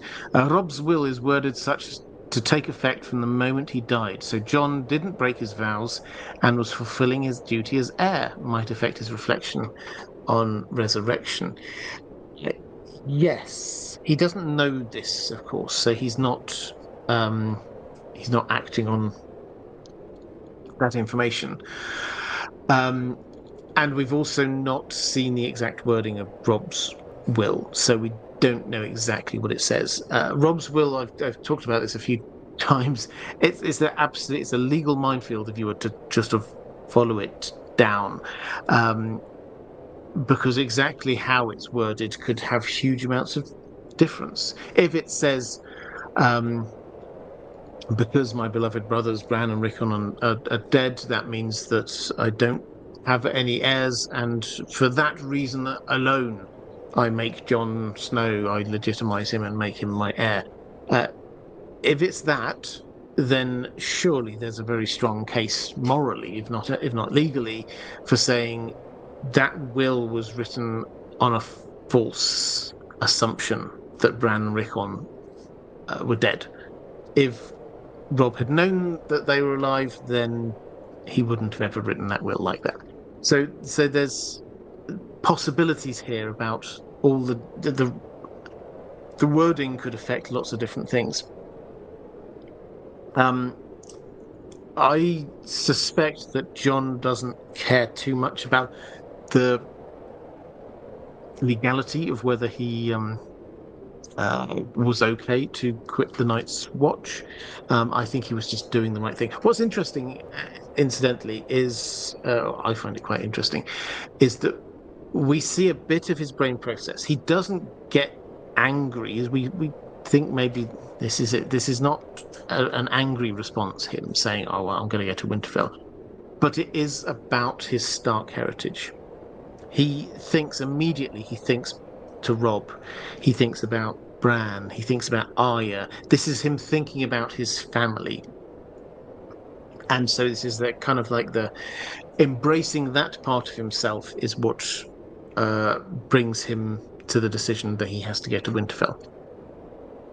And I'll probably do a short video on this one at some point. It's noticeable that the Starks, which are spread out all over the place, what brings them back is this reclamation of Starkishness in some way. Arya, for example, her storyline in Bravos is all about this struggle between her retaining at some level her Starkish identity and then trying to get her to be no one. So she will come back to Westeros because of this re-embracing of her Stark identity. Sansa has been slowly coming to this conclusion that actually, yeah, you know what, Winterfell wasn't so bad, was it? And with her, she has been hiding as Elaine, but then revealed as a Stark, and that is going to be what prompts her to be heading back to the north. Rickon being told that you have to come back to Winterfell because there must be a Stark in Winterfell, that kind of thing. So yes, there's a lot there in terms of the Starks are coming back because they are starting to feel more Starkish. Sir Steve the O, good evening. Unrelated question. Yes, so the questions are now going to start moving a little bit further away from just the pink letter. Unrelated question. What's up with Roose and his leeches? George R. R. Martin, is George R. R. Martin hinting at a sinister plot line, e.g. a vampire skin changer, or just a weird medieval medical treatment? By the way, one of my favourite Jaime quips is in A Storm of Swords at the end of one of the chapters. I think he was speaking to Qyburn, who tells Jaime that Lord Bolton loves his leeches, and Jaime's final thought is, yes, he would, or something to that effect. Right. Yeah, that's Jaime, who's very clever and fun when you're in his POV. He actually is very engaging. So is George R. R. Martin hinting with this leeching that he does? Is he hinting at something? I mean, there was a fan theory many years ago that Roose Bolton was actually a vampire of some kind. I don't think that's the case. Haven't really got the evidence for it, to be honest. But I think it operates on a number of different things. First of all, it shows us elements of his character. He is he's not squeamish. He does the thing that he thinks is right, and he doesn't really care. Um, Other people don't like this idea of having leeches. He thinks, yep, this is what's working, so I'm going to do that. Um, uh, and I think the other thing is that there's this kind of driven and self-control kind of facets that we've got going on here. We're being shown what he is like. He is willing to take some sort of pain and unpleasant things in order to achieve the thing that he wants to do. There's some self-control there, and there's also this. It's quite driven to do this, and he's willing to make sacrifices to get what he wants. But through it all, you have to say that it makes his skin crawl, doesn't it? The idea, and that I think is what George R. R. Martin is showing for us here. He's not a nice guy. It feels that you don't want to touch it. You don't want to go near him, and that I think is one of the kind of the hints that George R. R. Martin was giving us, that this guy's not going to go well. CK, do you think we will get a mid-book time skip? Seems like the perfect solution for George R. R. Martin to settle what he needs to in the meantime and skip ahead. No, I think he's given up on time skips. I've talked about the 5-year time gap a few times recently. So I think as much as there's a desire for like the younger characters to grow up, etc., I think at this stage all of the different characters, they're going to start getting more connected, and whereas we are at place, a lot of the characters are in places where they could theoretically stay for 6 months without much happening. You're going to have the same issue that George R. Martin had when he was thinking about a 5-year gap. Cersei's not going to sit around for 6 months not doing anything. And realistically, Jon's situation, something will happen in that 6 months.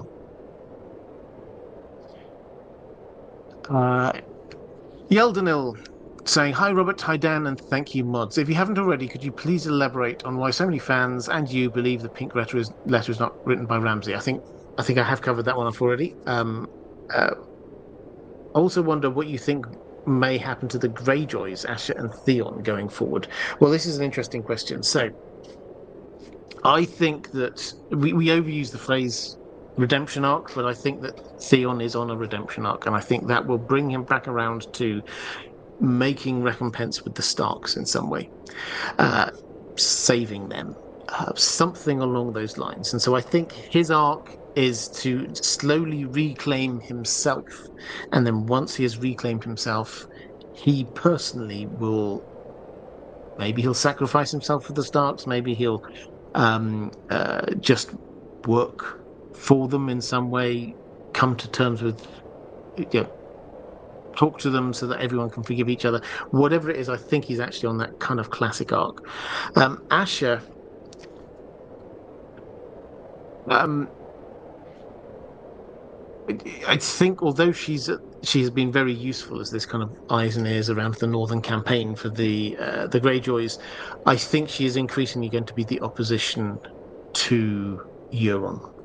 And once she's finished in the North, I think she can then go off and hear all the horrific things that Euron has been doing.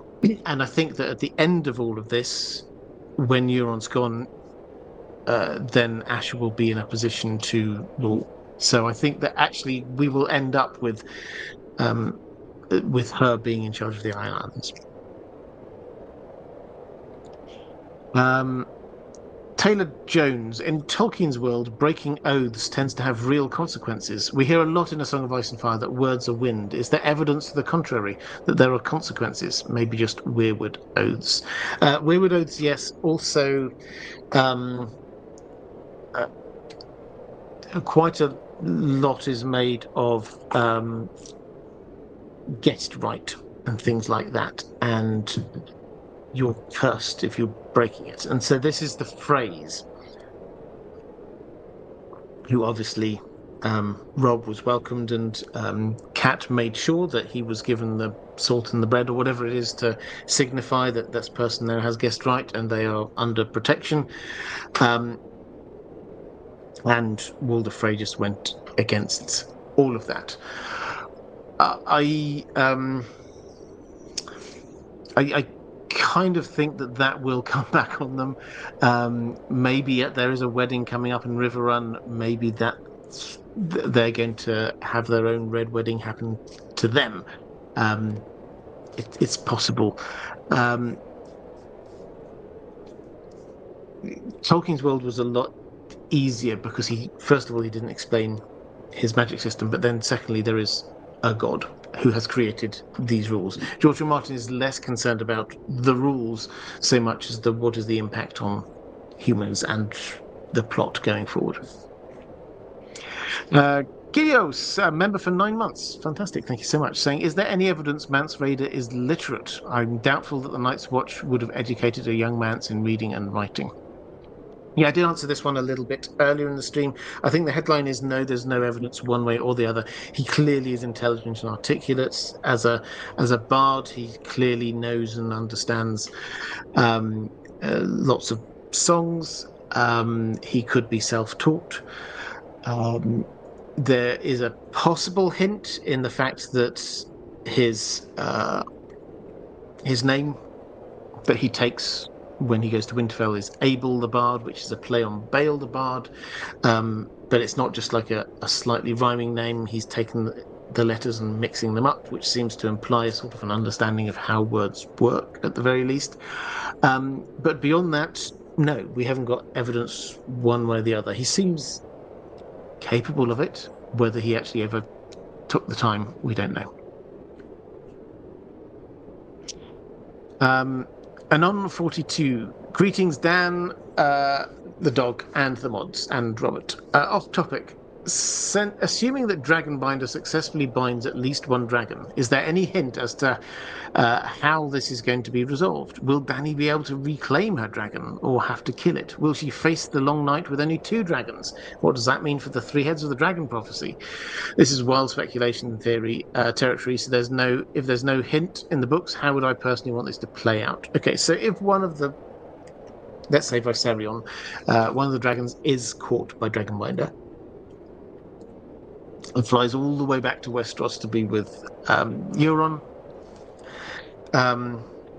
what does that kind of mean? Well, first of all, will that happen? I mean, I think we can call it 50-50. Yeah, I think that's the plan from Euron. But there are a huge amount of people around Victarion that the Dusky Lady, Makoro, that won't want him to succeed in that. Won't want Victarion to succeed in doing what he's doing, as in capturing one of the dragons. So, I put it, I wouldn't say 50-50, but, there's a chance either way that it does work. What would that mean? Well, I think this affects who she can trust. At some points, she thinks there's only ever going to be 2 men that I trust. The implication being the men that she thinks are going to be riding the other 2 dragons, the 2 Targaryens. So that will affect her thought process that actually I'm now only looking for 1 man. Secondly, I think probably the most important thing is that if Dany loses a dragon, and she's pretty sure that this has gone somewhere in Westeros, this is going to affect her strategy going forward. Maybe her instinct might have been to stay in Essos, stay in Meereen for a little bit, gather even more strength, and then head over. But if she can now just charge over straight away, I think that's where she's more likely to go, because she will be desperate to get her dragons back.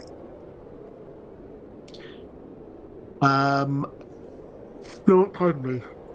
Lord Medici. I've got 2 more questions here from my patrons, so now's a good time to drop any more questions into the chat. Lord Medici saying, quite a while ago, you mentioned Jonathan Strange and Mr. Norrell in the context of how you find the book version of the others similar to the fairies of this show. Can you tell us a bit more about the show? Is it worth a watch? Just looking for an alternative to a Song of Ice and Fire based TV until we get Night of the Seven Kingdoms. Well, let me pick up firstly on Jonathan Strange and Mr. Norrell. It's a fantastic book, first of all, by Susanna Clarke, one of my favourite books of fantasy. It's basically set in the very early 19th century in England, and two magicians.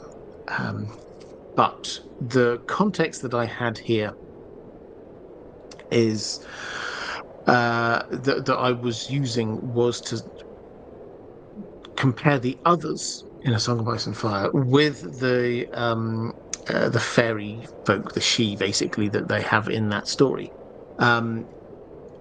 And I suspect the comparison, I can't remember exactly what I was saying. I suspect the comparison I was making was that this is like the classic Sidhe fairies idea from kind of folklore, is that they can be beautiful, they can be enticing, they can be very persuasive.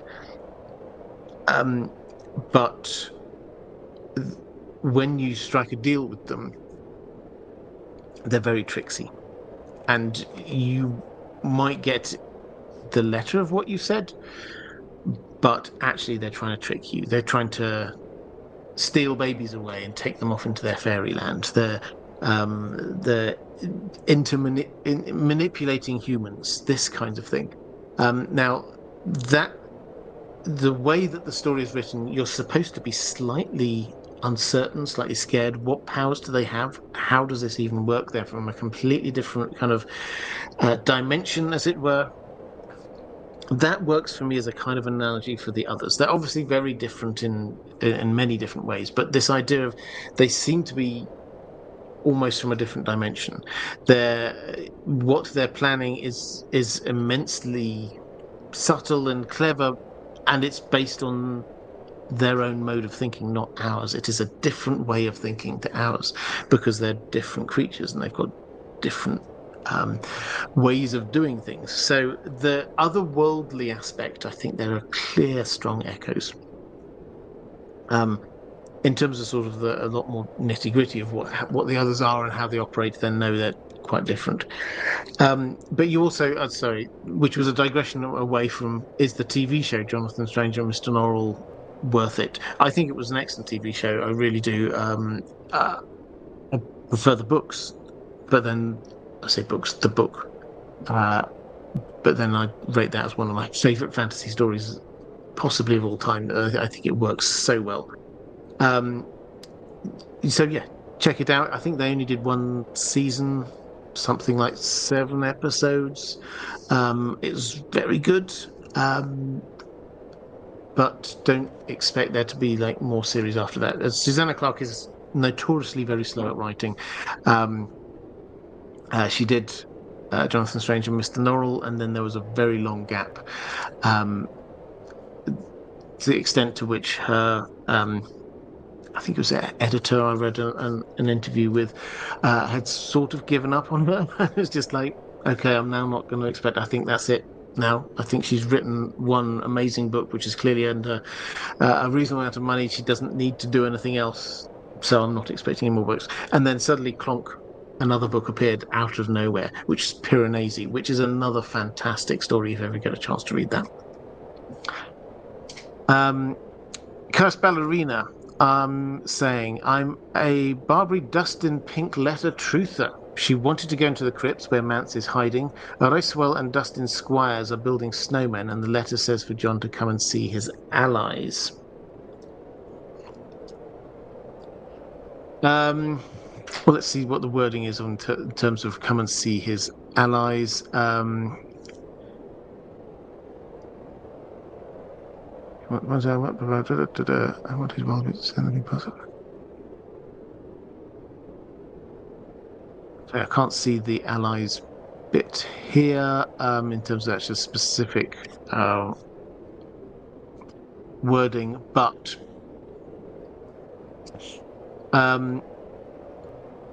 might Barbary Dustin have done it? I don't think she knows John well enough is my kind of feeling on that. I'm also not 100% certain that she's Ned Stark's bastard she would particularly want to treat well. She hates Ned with every fibre of her being. So the idea of Ned Stark's bastard, I'm not entirely sure how she would react to that.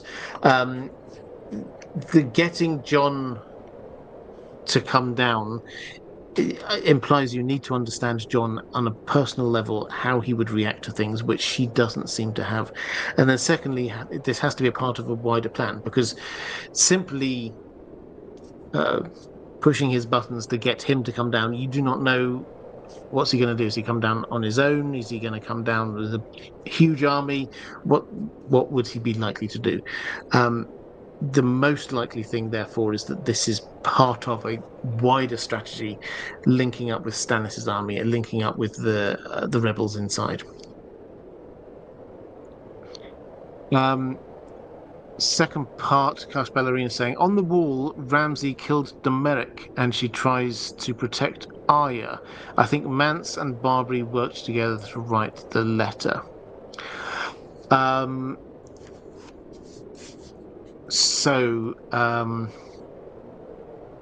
Ramsay killed Domeric and she does try and protect Arya. Yeah, I think that's fair. So my take is that she is actually part of this plot.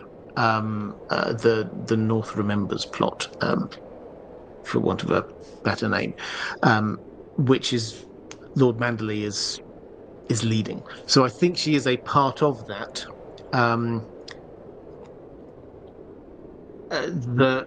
Her wanting to go to the crypts. I think there are two reasons. The more I read into this, the more I think there are two reasons. The first reason is the reason that she sort of gives Theon, really, which is that she does not want Ned Stark's bones being brought back to Winterfell and interred in Winterfell. Now, she's set up spies watching the roads, so she's pretty sure that he couldn't have got through. But just in case, she did want to just double check that nobody's managed to sneak through and they haven't managed to be there. So she goes up, has a check, that's all fine.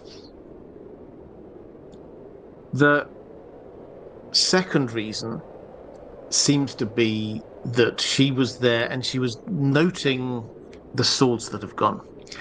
And why is that important? Because the message which will have come out that the Manderleys have is that Bran and Rickon survived by hiding in the Winterfell crypts, stealing some of the swords and getting away.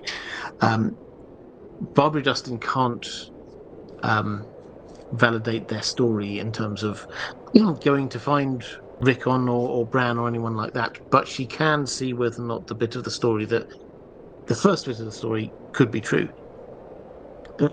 Is it the case that there are some swords that were stolen from Winterfell crypts? She went down there and confirmed that that is the case. So she can now start to believe that Rickon and Bran are still alive, which will mean that she is more likely to stay with the or make sure that her support is not for Ramsay, but she is siding with Wyman Manderley. One last question from my patrons. This is Martin S. This is a Lord of the Rings question, which is building on some questions you did last week, or observations last week, really, about weaker heroes in fantasy saving the day when the far more skilled and powerful big good guy could not. You say, I have no real problem with stories that make less powerful characters matter, but the thing is, you must make it kind of work mechanically in order not to fall flat. I think Frodo and Sam, in a sense of being heroes, works because the task of destroying the One Ring was about resisting the ring's temptation for as long as possible, and it was dangerous to put the ring in the keeping of the most powerful beings on the Free People's side. It's far less convincing to me that defeating a dark wizard directly in combat has nothing to do with raw capacity in combat. I confess not having read Harry Potter, but from the movies it's not clear to me why Albus Dumbledore could not have done more of what fell to Harry and friends. You also give an example from Star Wars here about this falling to Luke to do stuff when you got some really impressive people there, like Yoda, Mace Windu. Um, your conclusion is you think Tolkien does this better than either of the other two things you mentioned. The only time when Tolkien does something similar is with Eowyn and the Witch King's fate. I still think he crafted it more cleverly than most fantasy authors do fate, but it isn't my favourite part of The Lord of the Rings. Then again, I'm kind of a mathematical and natural science kind of guy. Might be I'm able to suspend my disbelief, that I'm able to suspend my disbelief a bit less than many other readers and viewers. Yeah, so a really interesting thought process there. I kind of agree with you. Um, Frodo and Sam work as these are the people who win the day because who they are not powerful, and that is the whole point. So that works really well there. Um, uh, with the Eowyn thing, I entirely understand when some people don't like it, but I think the key bit, I did a video on this as well if you're interested, but the key bit here with Eowyn killing the Witch King is it wasn't actually her on her own.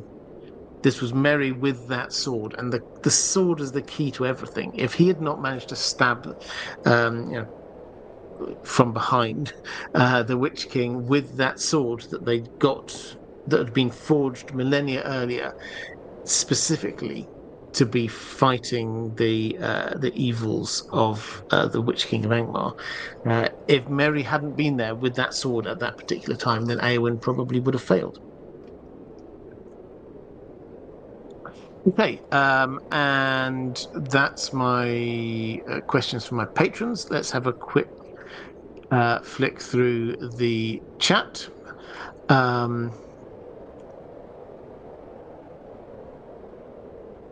Stephen Carver saying, I don't think Theon has enough fingers left to hold a pencil steady in order to write anything legible. Yeah, I think it's not Theon who wrote it. I would agree. Andrew Kay saying it has to be something legit in monarchs being able to break oaths via decree. Otherwise, Stannis would not offer to Jon, Maester Aemon, consideration, Vagon, etc. Yes, so the kings are able to break oaths via decree. They certainly Maester Aemon was offered by some to become king. And he wasn't in the Night's Watch at the time, but he was a maester, and so was under the rules and vows of the maesters. So it must have theoretically been possible. The king can do what they want, basically, is I think the answer to this.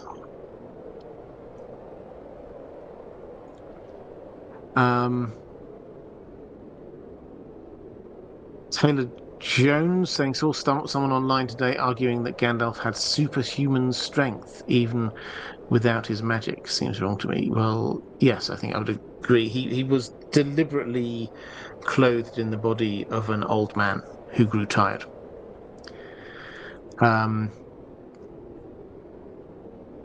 Quick look through.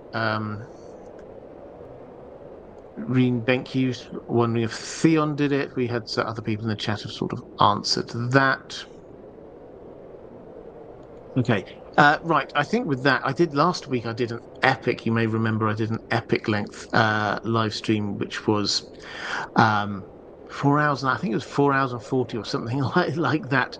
But this one, thankfully, for my sleep is it's going to be a little bit shorter. So a few things though to sort of pick up on this. My take, if you want my considered take on this subject, then there is a video over on my main channel that I did, Who Wrote the Pink Letter, and I go through all the evidence. The conclusion there, spoilers, is I think it probably is Mance and Melisandre in cahoots on this one. If you look at the intentionality, what is it trying to do? Get Jon to do the things that we know they want him to be doing. So do go and check that one out. I'll mention Spotify again. If you find it easier to watch my main videos on Spotify. I literally just this week set myself up over there. So search for Indie Geek. You will find me. That's not a problem at all. And if you're feeling generous and wish to leave a nice review, that will be fantastic for the algorithm as well. So thank you in advance for that. Um, I think next week I will probably do another pre-recorded one. I'll do a Lord of the Rings. We've not done a Lord of the Rings one for a long time, so I'll do a Lord of the Rings pre-recorded live stream coming up next week. But if you are watching this live stream back a little bit later, then appearing somewhere around here in a moment is going to be a playlist of other live streams that I've done. Appearing somewhere around here is a link to my Patreon page, which is the best way to support this channel if you wish to do so. In which case, thank you. I hugely appreciate it. So, patrons, thank you so much. Moderators, you've done a fantastic job again, as you always do. Thank you very much. Take care, everyone, and I will see you same time next week.